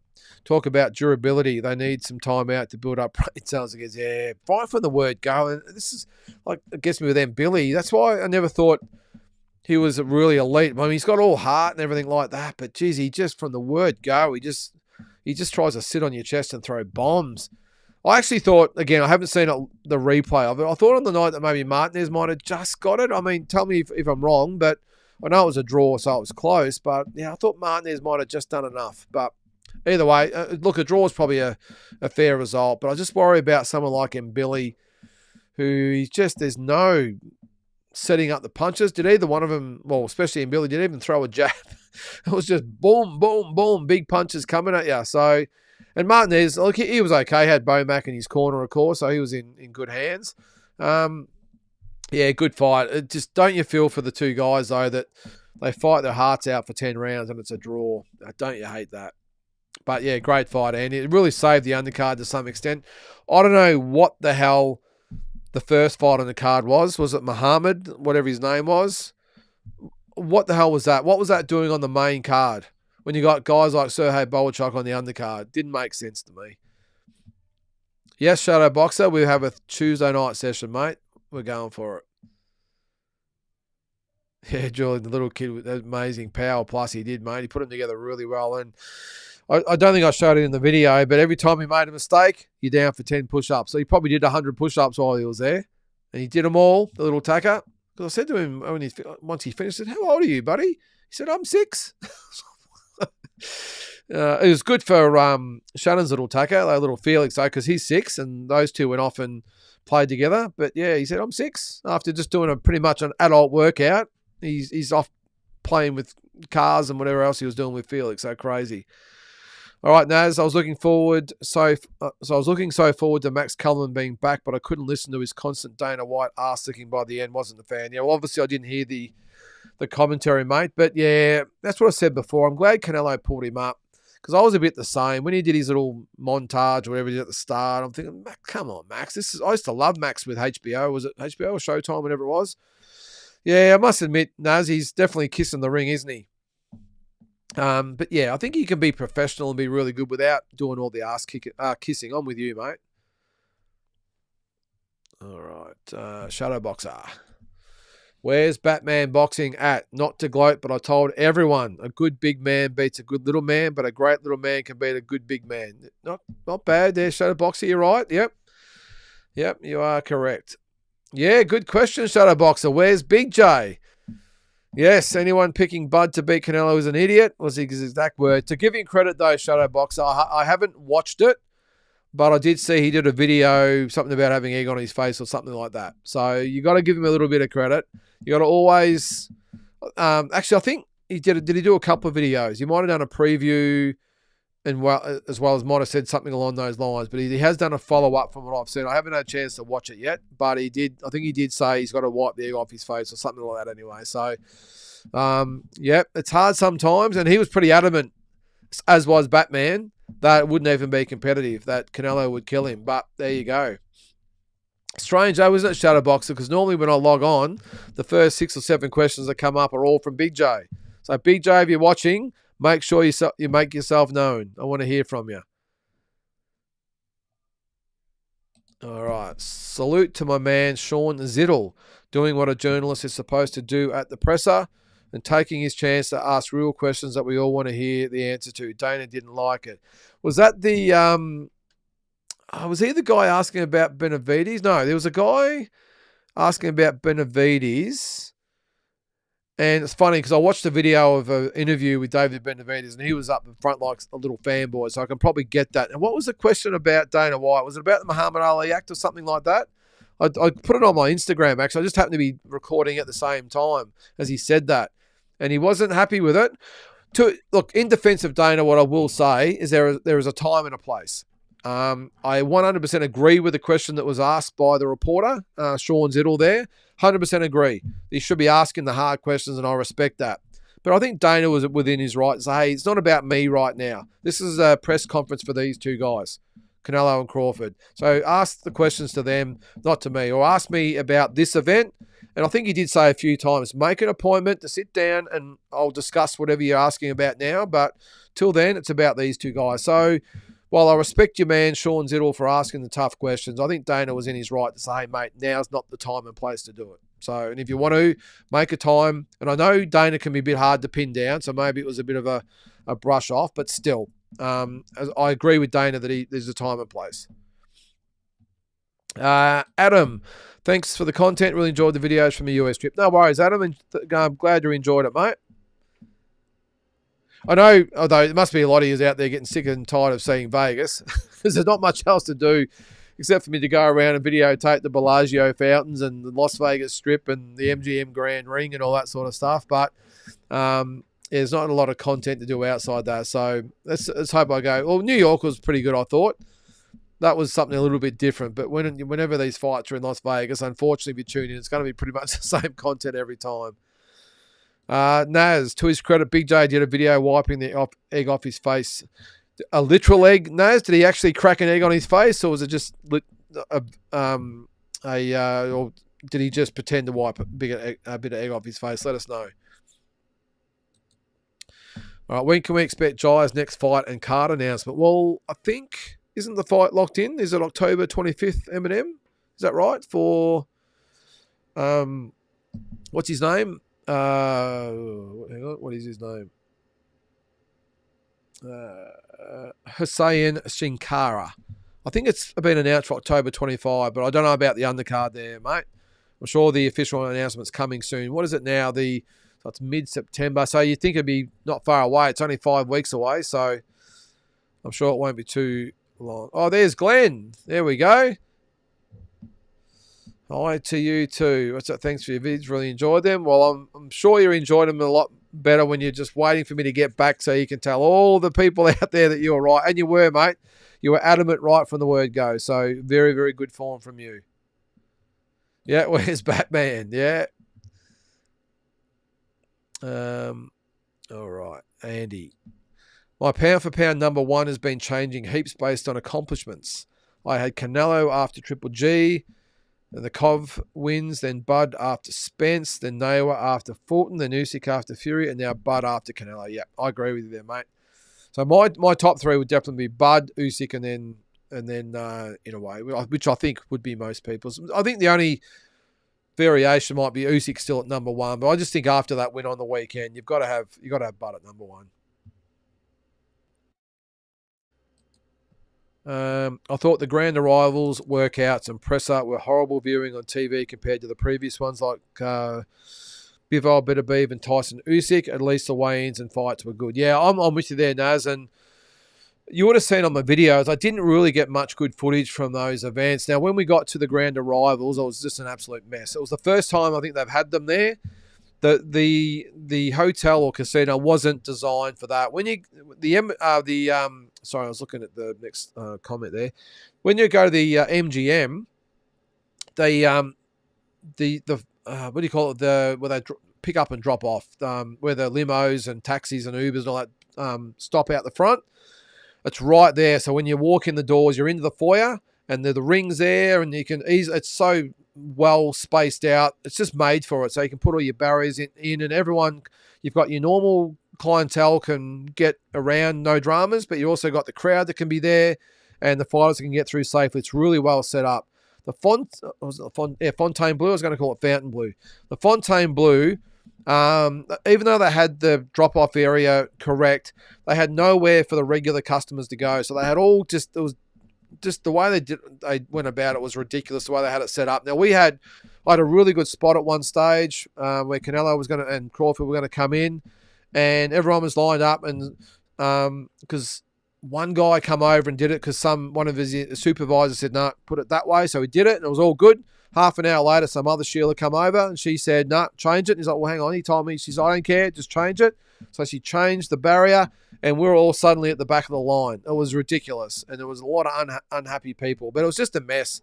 The way they had it set up, they had where the red carpet was, where the grand arrivals were, they had like a barrier in front of another barrier. So you had no hope of getting anywhere near the fighters. I just don't like it. I understand that the fighters have got to be safe and they've got to have access to the press and everything else, but they really made them inaccessible to the fans. I don't like that. It's about the fans, and that's why the MGM is so good, because the numerous times I've walked past, I've got high fives off Mayweather and Canelo and Pacquiao, all of them, just high five as they go past. Now, I understand maybe in this day and age they don't want people getting too close to them, but I don't know. I don't think it was good at all. So I don't know what it looked like on TV, but on the day it was shit. The workouts were even worse. first of all, the fighters I had on, apart from probably M. Billy, I had a couple of others, but very, very ho-hum. Again, no organisation for setting the crowd out and the barriers and all that sort of stuff. And the workouts, there's no one sort of G'ing the crowd up. It was just getting there and everyone was bored. I think after probably about 10 minutes, most people actually left. We did. That's why I got like 30 seconds worth of videotape. So, yeah, it wasn't great. But the weigh-in, on the other hand, was awesome. The only problem is I had an okay seat. When we first got to, this is the other thing I had a bit of a gripe with. When we got to the T-Mobile Arena for the weigh-in, we got there, I think the doors were supposed to open at 5 and the weigh-in was supposed to be at 6. Now, we got there at about 5:30, so there was no use getting there after being to so many of them. I said, don't stress about getting there too early because you're just going to be sitting there bored. Plenty of seats, T-Mobile Arena, plenty of seats in there, don't stress. So we got there at 5:30. They didn't open the doors until about 5:45. And there was literally about 11,000 people out the front of T-Mobile Arena. It's a big plaza, so you can get them in okay, but there was no lines. So there was about 6 doors, if that, maybe 5 doors open at the front of T-Mobile Arena with 10,000 people just there. Just a big, massive people. No lines, no nothing. And when they open the doors, what happens? Everyone just converges. And it was ridiculous. And by the time we finally got in, moved so slowly as well, by the way. They were all over the place as far as checking bags and what you could take in and what you couldn't. It was just a mess. We finally got in there and it was just like there was barely a seat in the house. It was just flooded. And we finally got 4 seats together, luckily. And I decided about 10 minutes before Canelo and Crawford were going to weigh in. I thought, geez, I had a bottle of water in line. Didn't expect to be out there for an hour, but I had a liter of water out in the plaza, and I needed to go to the bathroom. So 10 minutes, I thought, I'm not going to hold it here. So I had to go. I thought, it's all right, I'll come back, and just got my seat there. And I come back, and it was just a massive people, and I couldn't get through, and everyone was pushing in. So I just gave up, and that's why my footage at the weigh-in is just I just literally had my phone up above my head, trying to see what I could videotape, and that's why it looks like I'm so far away because I was right up the back. It was just nuts.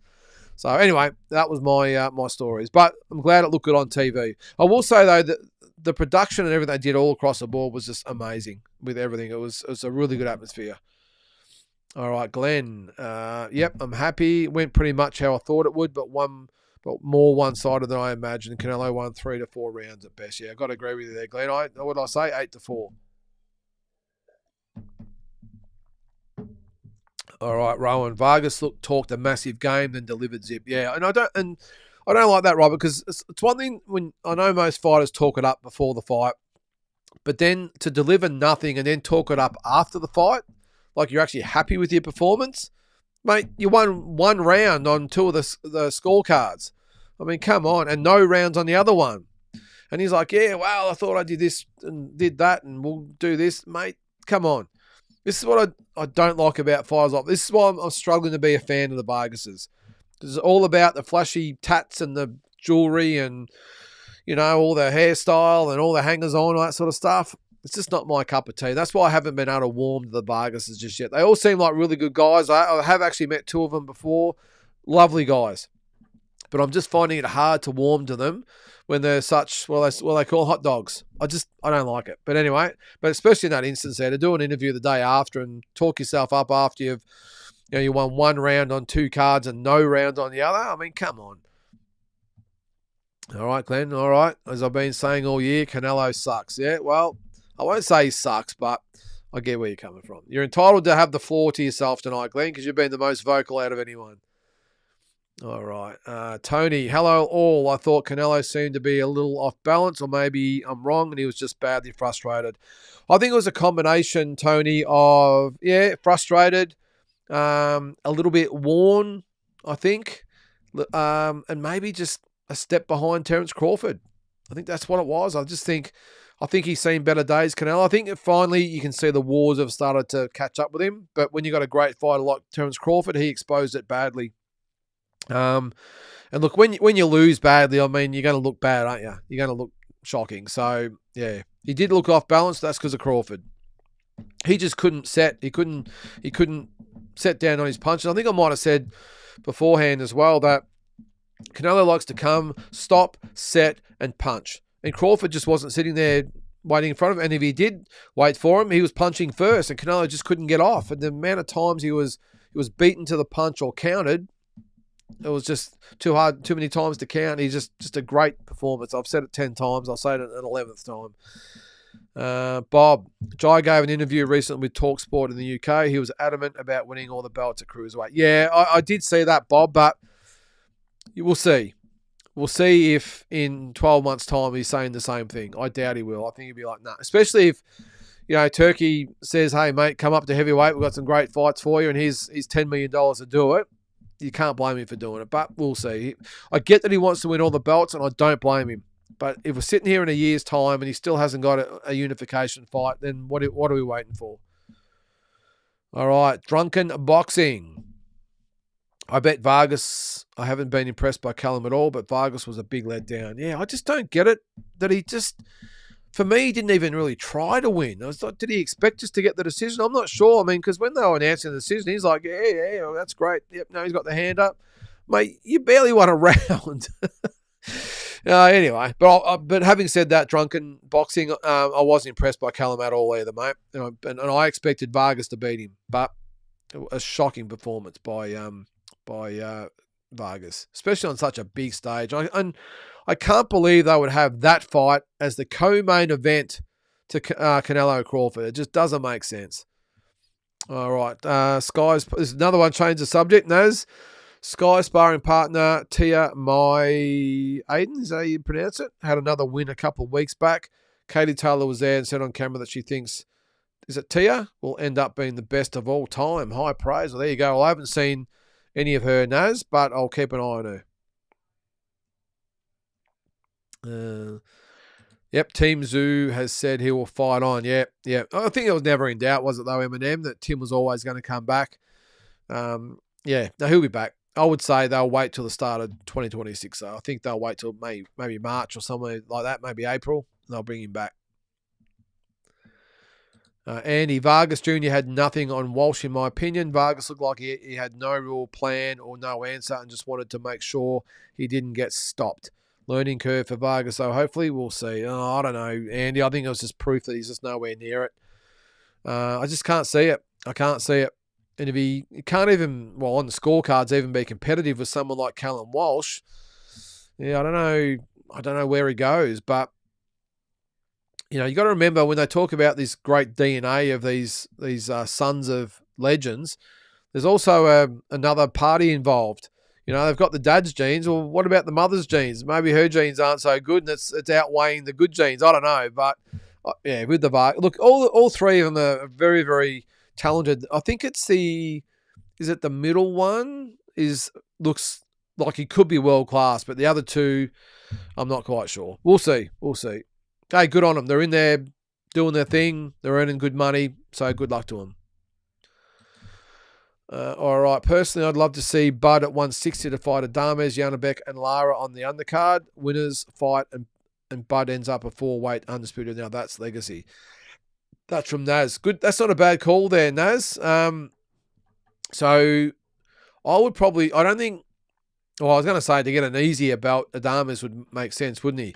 I'd probably like to see him fight Janabek and have Adames and Lara fight for the right to fight him. Or maybe Lara. But yeah, I think Janabek and Crawford. The thing is, though, we saw it against Madrimov, though, Naz. Can he get up for that type of fight? I don't think he sees any of those guys as being enough to really keep him passionate. So, I don't know. I've just got this gut feeling that he might, if Turkey wants it and wants to make it, it might be Canelo again, and then he retires. Beats Canelo for a second time and then retires. I really can't see how Canelo changes the result, by the way. That's how dominant it was, but we'll see. Ryan, Callum's boxing stance was almost MMA-like. Don't see him going too far unless he drastically changes something up. The key to beats Walsh, in my opinion. Yeah, potentially, Ryan. Yeah, potentially. Andy, Tim should have another tune-up, in my opinion. Have a couple of confidence builds before he tries and climbs again. Yes, I think 2 fights in Australia, Andy. I know they probably won't do that because you know what's going to happen? He's going to have a Joey Spencer-like fight first up, and they're going to say Tim's back. He's going to beat him convincingly. Tim's back. Tim's back. I hope he's back, but maybe another couple of fights later. So I think he should have at least 2 fights in Australia, maybe pretty quick, get a couple of good blowouts and get his confidence back. But to put him in there with 1 fight, you know that No Limit, and they need him back. They need him back. Well, we've got proof this Thursday night that they need him back. As good as Liam Paro is and a great guy he is, former world champion, he's not Tim Tszyu as far as appeal goes. They need him back. And even Nikita's not the same. So I hope it's not the case, but I think it will be the case. You'll have a Joey Spencer type fight first up. He'll win, and they'll go, he's back, let's go. And then who knows. But I would hope he has, as I said, at least 2 fights. 90 for Azol. Wouldn't mind betting Turkey tempts Crawford with big dollars to fight Benavides. I don't think, I don't know. Well, it would be tempting if he offers him $100 million. I mean, geez, it would be hard to turn down. But geez, no, I don't like the fight. And the way Bomac shut it down really, really quick. I was going to say that probably says enough for me, but geez, if you dangle $100 million in front of someone, or even $75 million, whatever it might be, geez, it'd be hard to turn down. It really would. It really would. Andy. I'm no Dana White fan, to be honest. Glad Canelo pulled him up. Maybe why Max was shaking while interviewing post-fight. Yeah, maybe. He did really put him off, didn't he? Chatterbox, I used to really like Kellerman, but yeah, he was embarrassing with his Dana praise. Yep. You probably can understand a little bit, though, Shadowboxer, that he's probably... I mean, he was let go by, it was HBO or Showtime, whatever it was, but he was let go. So he's probably thinking, I never want that to happen again. I'm back now. I want to stay back. So I'm going to do whatever it takes to stay in the gang. So maybe that's why he's a little bit, maybe too much praise for now, but maybe as he goes on, he might feel a bit more comfortable in the job and maybe get back to his old self. Robert, that was the first time I've been in a Las Vegas stadium with 70,000 people for a super fight, and I want more. You were there, Robert. Awesome stuff. Well, you'll agree, mate. The atmosphere was just out of this world, and the wristbands they gave us that lit up when they on command, they were obviously controlling it from the control booth, but they had everyone in the stadium's wristbands light up to create different flags and different designs and colours, and it was just amazing.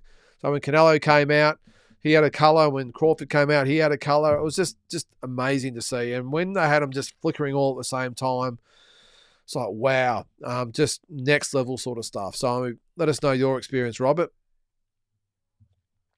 Naz, Vale Hitman. I'll never forget the Ricky Fatton walkout in his homecoming to Manchester against one Lascano. I remember that too, yeah. He come out in the fat suit and the guts he showed in the fight. He had no right to win against Kostyuk. What a legend he was, mate, for sure.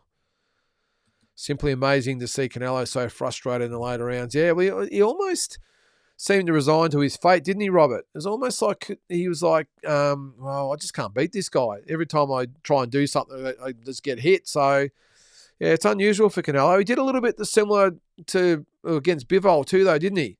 Didn't really try and push it when he knew he would have been behind. So, I don't know. I'm sure there'll be some Canelo haters out there that'll give him criticism for that. But, look, I just think he knew that he just wasn't good enough to beat Crawford. Timmy T. Pac-Man came from 108 up to 154 to win a title. He won titles in 8 divisions, 6 if you want to be technical. Manny was a 5-time lineal champ and won a title in 4 different decades. Floyd doesn't have that. I still think he's a better fighter, though, Timmy. At the end of the day, when they fought, Floyd beat him. Doesn't that make it the tiebreaker for me? I think no matter what side you're on, the tiebreaker is... And I don't want to hear he fought him 5 years too late and all that. Hey, come on. Floyd Mayweather was pushing 40 at the time. So I just think that for me is the tiebreaker. When they actually got in there in the ring, Floyd lost maybe 3 rounds. For me, it's a no contest. It's Floyd every day. But anyway, that's your decision there, Timmy. Andy, Floyd and Pac-Man, both great accomplished champions, both deserve their flowers. Wish they fought sooner. Yep. I don't think it would have been any different though, Andy, if I'm being honest. I think if they had fought 5 or 6, even 7 years earlier, I still think Floyd Mayweather wins. Don't think it matters. He just had his measure, like most fighters that he fought. And I'm a Pac-Man fan. I love Pac-Man. I'm not a massive Floyd fan, but I just think Floyd beats him 10 out of 10. 94 Zola. It would be. I was never was a big Benavides fan. It would be a harder fight for Crawford than Canelo was. 100%. But you got to ask the question though. When you're looking through the eyes of, well, not so much Crawford because he'll fight anybody, but his management team and Bo Mack, his trainer, they'd be thinking at Crawford's age and his size, do we really need someone like Benavides? They just don't. They just don't need him. For me, it's a pointless fight. It really is. He'd probably still find a way to beat him, but geez, I don't think Benavides could make 168 anyway, if you're asking me. I don't think he could, but we'll see. Ado, what do you got there, mate? Appreciate your videos. Thanks very much. How do you rate Allegiant Stadium for watching boxing compared to all the other famous arenas you've been to? Oh, look, I loved the event, Ado, but I don't like football stadiums. I don't like them. They're big. You can fit a lot of people in them. It's great. Maybe they have affordable tickets for more people. That's awesome. Give me the small arenas any day, mate. T-Mobile, MGM, all those smaller stadiums. Football stadiums just don't work.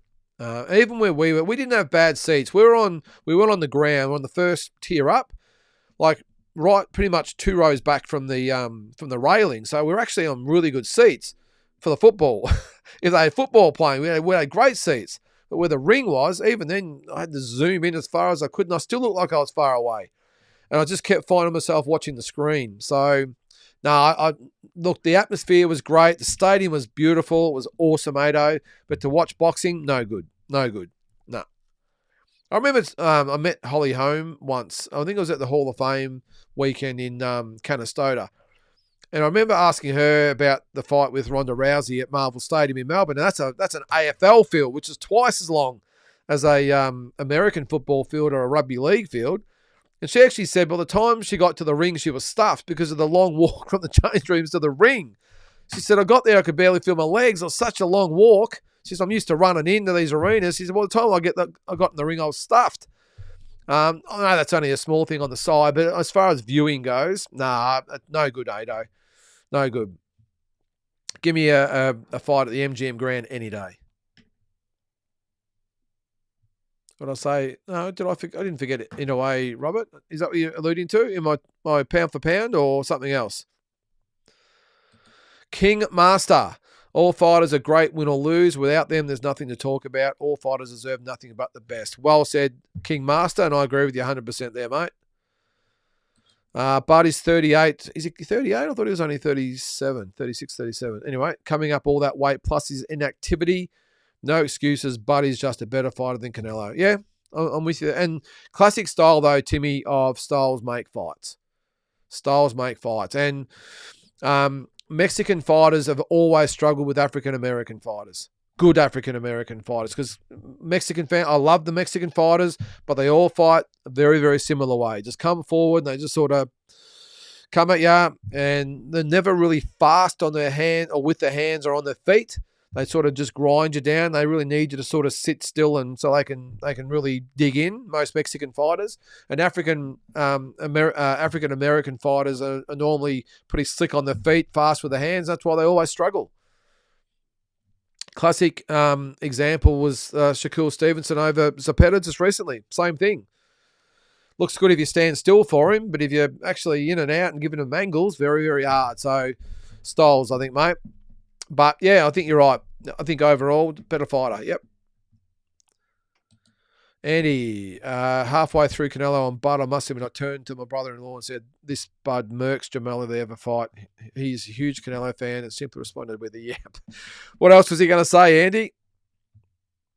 Who is the promoter for young Cooper? He hasn't got one at the moment, Ryan, which makes me scratch my head because you would think that the biggest promoter in the country would be falling over themselves to sign young talent like Cooper. Someone who just a couple of months ago won the World Youth Championships, so under 19 championships, won the World Championships. And isn't No Limit's job is to find not just Cooper, but find the best young talent in Australia and build them up? And isn't that why they've got the keys to the Ferrari? So all the resources and everything they've got and the money and everything else, isn't it really, especially with those Fox, what is it, No Limit on Fox? Isn't that what they've been entrusted to do, is to get guys like Cooper O'Connell on their cards? I don't know. They've done it with Callum Peters and Harry Garside, and I'm not just singling out Cooper here. I'm talking about across the board. I thought that was what they were being entrusted to do: is nurture Australian boxing and the young up and comers coming through. Why wouldn't they be signing someone like Cooper O'Connell? I don't know. It's got me buggered, but if I was in their shoes, I'd be scouring the country for the best young kids coming through and putting them on undercards and putting them on No Limit on Fox events. That's what I'd be doing. But here he is with no promoter at all, Ryan. Worked that one out, which is why he should get his ass over to America and get on with it. David, how are you, David? Has there been any news on Sam Goodman after his great performance against Ball? Radio silence, David. I haven't seen an interview. I think actually he did do an interview, didn't he? I haven't seen anything from No Limit. Haven't seen any of the Australian YouTubers or whoever they are seek him out for an interview. I might be wrong here, but I haven't seen him on Before the Fight or Jay McAllister or Oz Boxing. Haven't seen him on any of those sites. It's got me buggered. Let alone maybe No Limit. Don't they do all their own stuff? Nothing from them, as far as I know. I might be wrong, but I haven't seen anything. So, no. So, if I was him, I'd be a bit peeved with my promoter if I was Sam Goodman. But anyway, I'm not. So, thanks, Cal. Good to be home. Really appreciate that there, Cal. What's that? A No Limit looking to sign Cooper or one of the heavy hitters like Matchroom? No, not at the moment, Eminem. As I just said, why would No Limit or even Tasman be looking to sign someone like Cooper? So it's a tough gig. It really is. I sort of get it from the promoter's point of view. They want the kid to get 10 fights under their belt or something. Then they'll look at him. But look at the No Limit shows. I mean, I'm sure I'm not talking out of school here with a lot of you guys and girls out there watching. Like you see on the cards, there's all these, the journeymen and, all these put on there as the opponents, and some fights you think, well, that's great, but why is this guy on a pay-per-view card? Especially when you got young kids like Cooper out there who would do anything to get on those cards, and and they perform. Again, I just thought it was No Limits. Well, it was their job. It's their responsibility, in my opinion, with having all these resources they've got and all the backing and the money. I don't think those No Limit on Fox events have got any structure whatsoever. The structure should be is to purely get young kids like Cooper O'Connell on there. And again, I'm not just singling out Cooper, but all these young kids are right across the board. Even on this card coming up, the Truella, what's his name? Durangala Truella. Get him on there. Jacob NG could be a headliner. I know he's had 15, 16 fights, but you know what I'm getting at? Like the young guys, that's what No Limit on Fox was supposed to be. Yes, it's low budget and all the rest of it, but it's free for us to see these young kids coming through. Not just, who's available? Yeah, chuck them on. That'll do. Whatever. Because that's the impression I get. I might be wrong. The impression I get with those No Limit on Fox, there's no structure, no system, there's nothing. It's just, we've got these dates. Who are we going to put on? Yeah, just put them on. I would be saying to someone like Cooper, like you're on those three shows for the year, and if you perform, again, not just Cooper, but all these guys, and if you perform, then we'll put you on a pay-per-view card. That should be the incentive. There should be a structure. Pay-per-view is the main thing, and you work your way through. Start on No Limit on Fox as a prelim, then you might end up as a co-main, then you might end up the main, then if you go out, then you get onto the main pay-per-view cards. Is it that hard? Invest in your fighters. I know they cost a lot to put on, but because when he told me he wasn't signed, I couldn't believe it. Could not believe it. So that's just my opinion anyway. All right, I think how are we going there for? I've got about 15 or 20 minutes. I've got a lot of comments to go through, but I've got nothing on tonight. I'm going to go through them all anyway. We might go to overtime. Where are we? Hang on. Oh, hang on. I've missed a super chat. Kiwi Brew. Sorry, mate. I missed your super chat there. $20. Thank you very much. Really appreciate that, mate. Love your work, man. I was so wrong. I honestly thought Canelo was going to Big Brother Crawford. Yeah, well, like a lot of people, Kiwi Brew, I wouldn't beat yourself up about it, mate, because, hey, everyone, or probably, what would you say, 75% of people probably pick Canelo. But, no, good work there, mate, and thanks again for the super chat. What's that there? The only person that beat Bud is McGregor. Don't be silly. Kotu Ku, is that what your name is? Did you think the fight bonuses for performance was a big hit? The Boa Chuck and then Billy fights were absolute wars. I didn't even know who won the money, Timmy. I forgot all about it, if I'm being honest. Who got it, by the way? Let me know. Any news on my favourite Aussie boxer, John Manu? Well, speaking of Rob Fogarty that I mentioned before, he actually promotes John Manu, and I think he's going to be on his next card, mate. So keep a lookout for that, which will be November, I think it was. He'll be back on that card, mate. But yeah, John Fogarty. So if you're in Melbourne, go check him out. I'll be at the Melbourne Pavilion. Tony, you'll be on that card. I think it was November, but before the end of the year anyway. Right, King Master. Turkey needs to ease up with his wants to make fights just because he can. Let the sanctioned bodies start the talks with fighters and promoters and go from there. What have I missed here? What do we got? I think I'm up to date with all the super chats. Just checking. All right. Naz. What was that there? What was that last comment? About Turkey. Let sanctioned bodies start talks with fighters and promoters and go from there.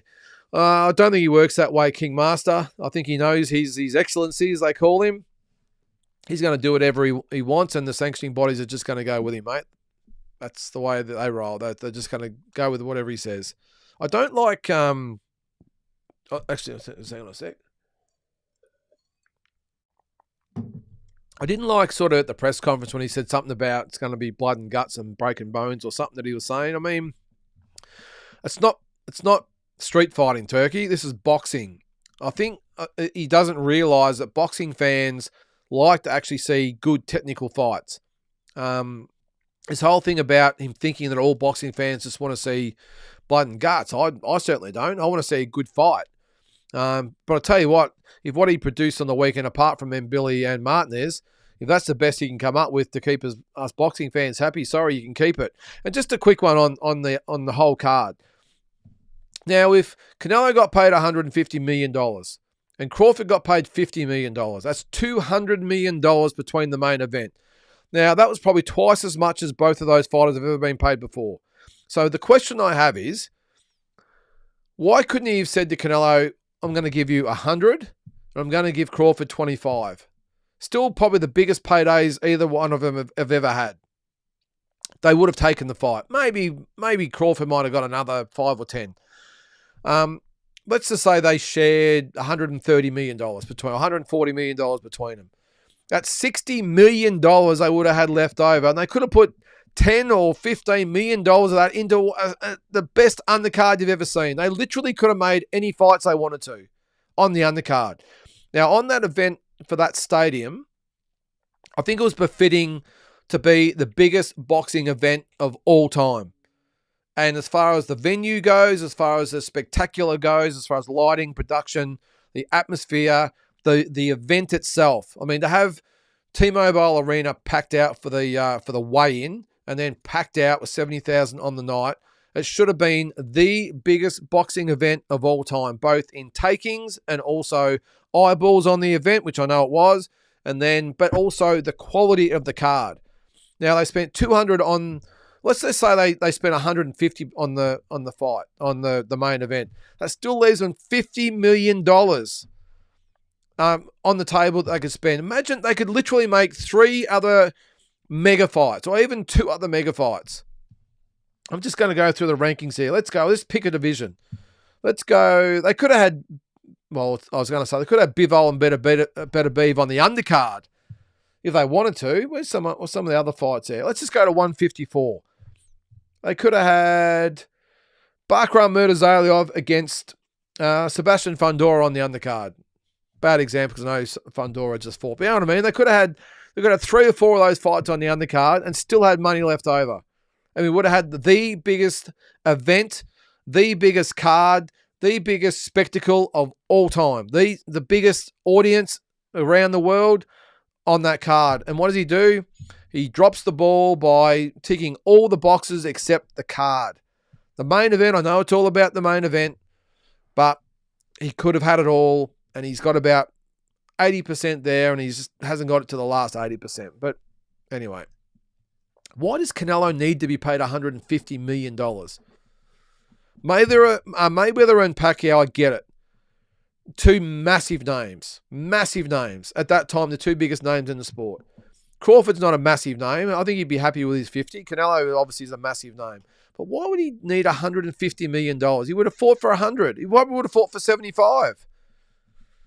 And he paid him $150 million when he just didn't have to. And by doing that, he hasn't hit the market right at the end. But anyway, what are we complaining about? It was free on Netflix, for God's sake. All right. Another reporter, Amber Dixon, asked Dana about the Ali Act. Yeah, that's the one I said before. Yep, and that's when he was that Amber and Dixon, was it? Okay, yep. So Sean Zittles is the one with the funny hairdo, I think, isn't he? He's got sort of the straight hairdo. Thanks, Kim Master. Just subscribe. Fantastic, mate. Thank you. Sugar Nix has a YouTube channel now as well. It's a good watch. Yep, no drama. We'll check that out. I gave him $1. I bet for the first time. I thought Canelo would catch him sooner or later, but Bud just too good. Yep. Well, I ended up putting. I'm a big spender. I put $25 on Crawford to stop Canelo. That's why that's what the gut feel come from. I would have won $275, by the way. It was 11-1 odds. But anyway, it is what it is. Where are we? David, bring Canelo to Australia. Fight Brock Jarvis. Oh, jeez. All right, this time I'm on it. Kiwi Brew, thanks very much, mate. $10. Card looks like Dana built it, keeps his powder dry. Is that like a UFC event, is it? I don't know. It just had obviously had a UFC feel to it because it's a UFC event. I actually got an email from the UFC about the event. So obviously you can tell it's all one big company now, but I'm sure they'll get better. They just could have had it all. They could have had the best of everything on that one particular night, and they just dropped the ball with the fight card because it was shit overall. Where are we? All right. The Mexican versus Afro-American is the most competitive rivalry on, what's that, YTBC? I'm not sure what that is. I notice a lot of diehards just not willing to give the other credit where credit's due, sadly, but fans will be fans. Yep, that's right, Andy. They are just fans. Canelo versus Mundine, yep. Robert, I saw you at the open workouts at Fontainebleau and didn't say good day. I should have. Yeah, mate, you should have come over and say good day. Everyone else did. Well, when I say everyone else, it was probably about 4 people, but that's cool. Yeah, no, come and say good day, mate. Anytime. All right, Drew. One of my main reasons for picking Crawford on points was Canelo's inability to make adjustments or claw his way back into fights when he fell behind against Bivol and Mayweather. Yeah, you're right.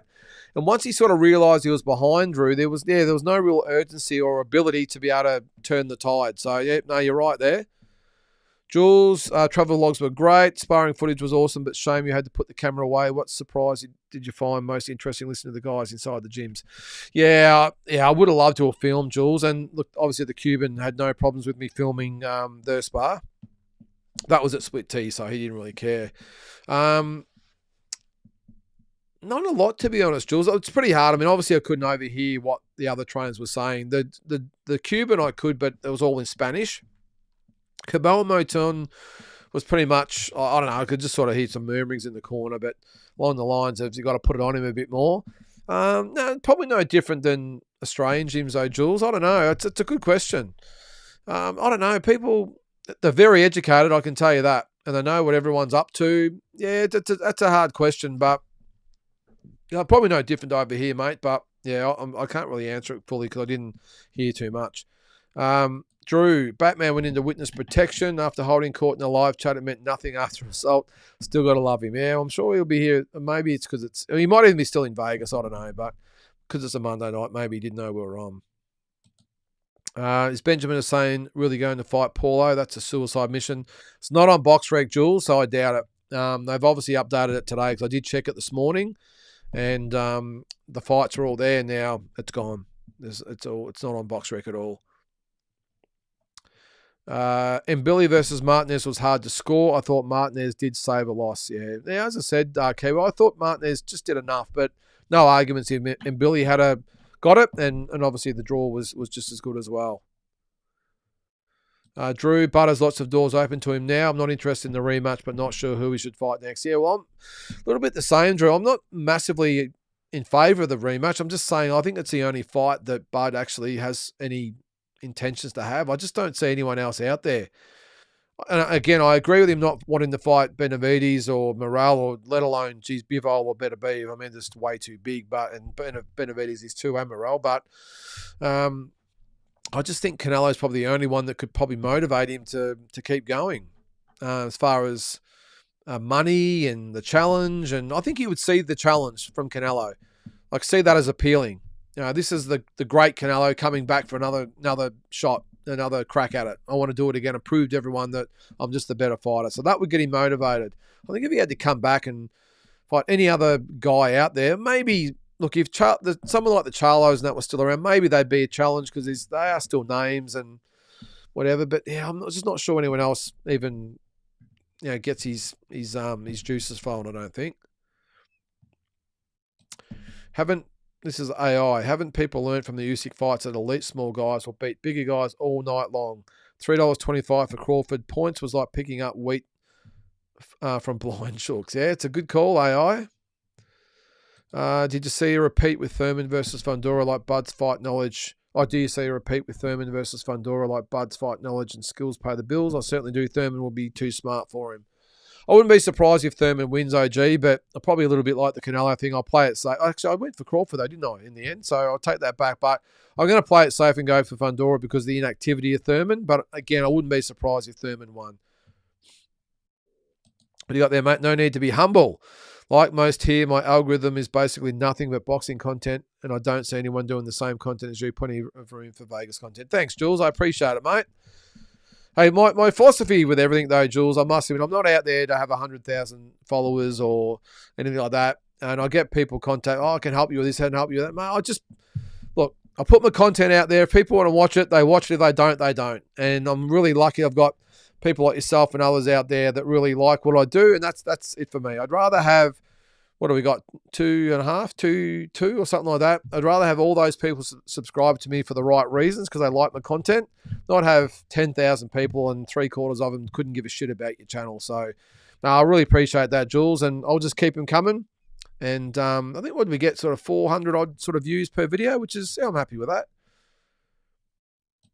Bob, Liam Paro will never break through into the Australian mainstream, being hidden away behind pay-per-view on a Thursday night. I'm with you, Bob. Sort of good in theory, isn't it, to go with no limit and become a pay-per-view fighter? But not if no one wants to pay for it, mate, so I'm with you there. Drew, I always had Bud beating Canelo, despite Canelo fans saying I was crazy. But I must admit, I don't think Canelo's recent opposition like Belunga, Ryder, and Munguia helped him. Well, they were the best around, though, Drew. I agree they didn't really help him, especially William School. But yeah, unfortunately, apart from Benavides, they were the best around, weren't they? Yeah, I wish Turkey helped Jai Opatai unify versus Zerto Ramirez. I do too there, Andy. Drew says, well, hang on, we'll move. I think Turkey sometimes misses moments like making Zerto Opatai because he doesn't know the business outside the obvious blockbusters and is also interested in being a celebrity frontman. Yep, I agree on all fronts there, Drew.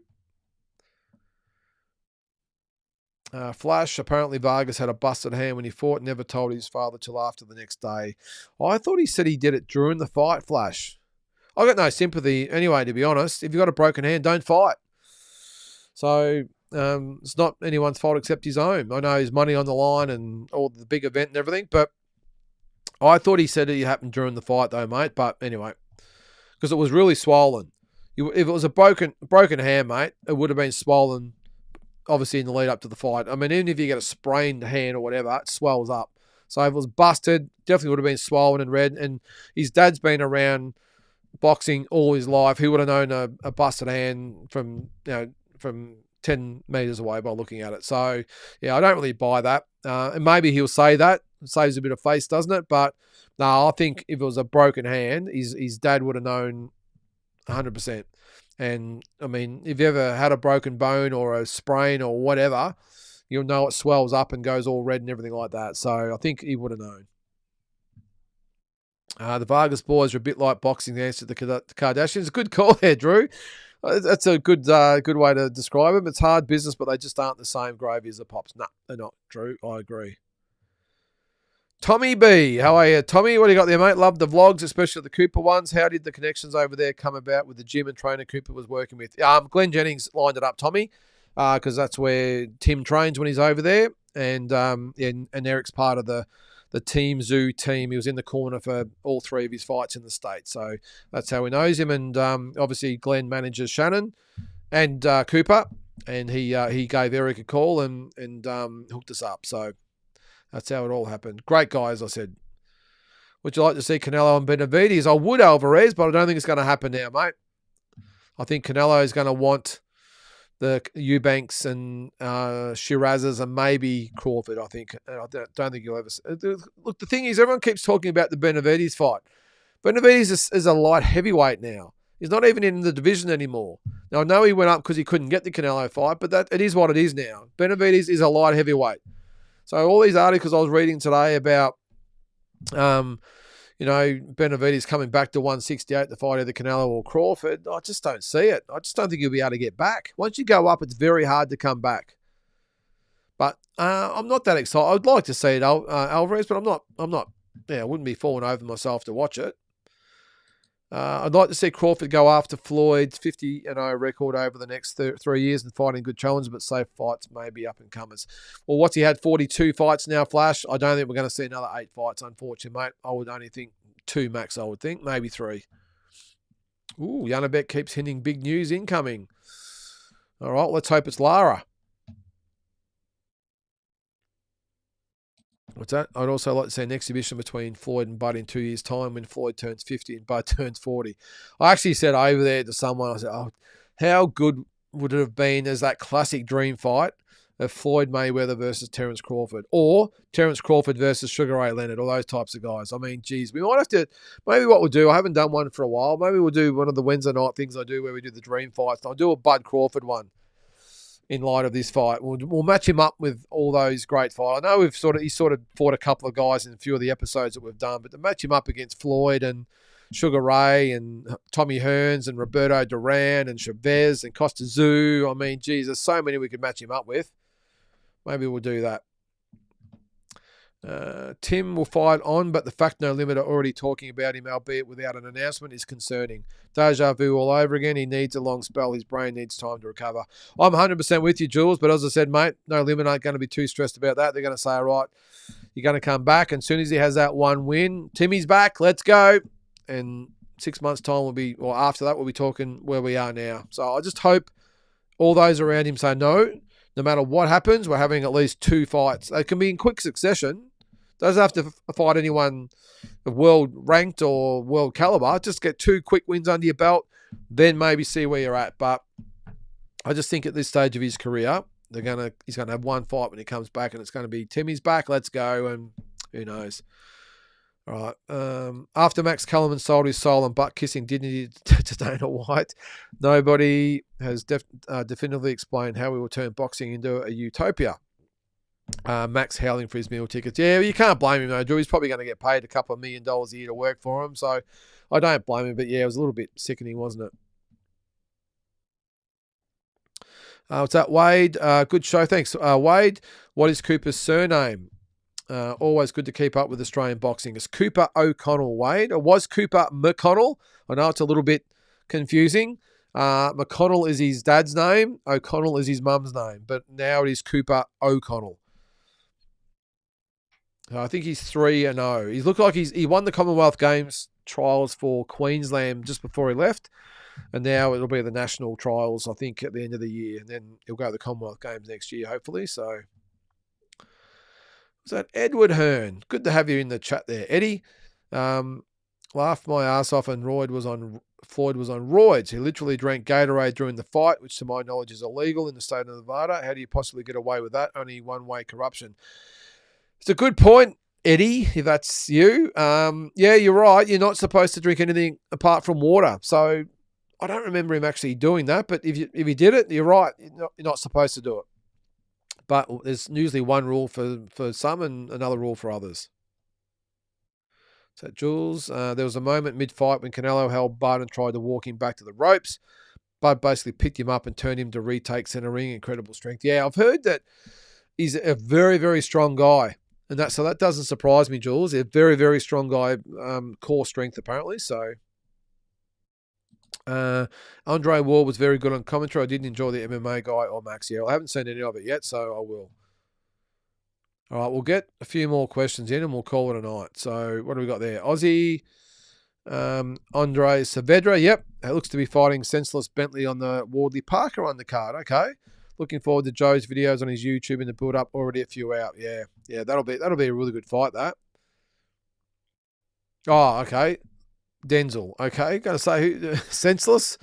Oh, good stuff. Sorry, Naz. Adam, fighting Canelo was a long-term plan for Team Crawford. They know that 168 is too big, but for the Canelo fight, it's okay because Canelo is small at 168. I see Bud fighting at 160 now. Yeah, it's a good point there, Adam. I think that's why Bomac dismissed it pretty quick. I think the whole thing was always to say, look, we're not a 168-pounder, especially when you got guys like Benavidez if they decide to come back. So, yeah, that would make sense. That's if he fights at all, Adam. But again, if it's not Canelo, I don't know who he fights, but I still think he's got another 1 or 2 fights left in him. So that Canelo is one-dimensional, uses the same techniques and combos all the time, and as soon as he gets put in front of a good fighter, he can't cope. He's a flop. A little bit harsh there, Eddie, but I get what you're saying there. All right, we've got a couple more, Oh, yeah, bacon and eggs. Corey McConnell was his dad. Yep, known him and his family since I was a kid. Yep. Fought Lee Selby back in the day, didn't he? Bacon and eggs, kid Corey McConnell. So very, very good genes there. Corey McConnell and Shannon O'Connell. I think where are we? No, I've got to go back a little bit. What's that there? Andy gets Sammy Goodman another title shot ASAP. I think he'll get one. Ryan, I'm blown away Cooper hasn't got a promoter. Well, he'll make a promoter very happy someday. Well, mate, as I said, I cannot believe the biggest promoters in the country aren't signing him. That's, again, what I thought their job was. G-Bags. Hey, G-Bags. Crawford's switch hitting and elite boxing IQ are truly unmatched. Only Usyk and Mayweather compare, even though they might lack the switch hitting ability. He's just got it all, G-Bags. IQ, he can switch hit. Just a great, great fighter, mate. All right, I'm going to get... what do we got here? Ryan, we need to speak to Hutchie and get you an hour on SEN to speak boxing. Hey, I'd happily do it, Ryan. Happily do it. I might be on at about 2 o'clock in the morning, mate. But anyway, we'll see how we go. Aris, what's Brock Jarvis's injury? Although I think he's very average. Yeah, I just would have liked to seen him on the card there, mate. I've thought for a while that Bud is like a blend of the 4 kings, to be honest. Bud is a complete fighter in his own right, as we've seen. Yep, he is, mate, for sure. 100%. All right, guys. Well, having said that, I'm sorry if I've missed a few comments there, but we're going to call it. Hang on. We might have... All right, one last comment from Drew. Paulie Malignaggi is not everyone's cup of tea, but he's extremely sharp on his boxing knowledge and critical of Dana. I would love to see a Paulie versus Dana interview. Yeah, me too, Drew. I do like Paulie. He can get a bit excited sometimes, but overall, he's great to listen to and speaks the facts and knows what he's talking about. So, yeah, so I'm with you there. All right, guys. Well, that's going to do it. Look, I really appreciate everyone tuning in. I've gone a little bit over time tonight, but yeah, really appreciate it again. Walking Boxing will be back tomorrow morning, so keep a look out for that. They've usually got the video up by about 10 o'clock in the morning, and the watch along on Thursday night. At this stage, I'll put the thing up tomorrow. I think I'll have time. I should have time. But yeah, if you want someone to watch the fight with on Thursday, then tune in. So guys, thanks again. Great to be back, and look forward to next Monday night on Talking Boxing. See you then.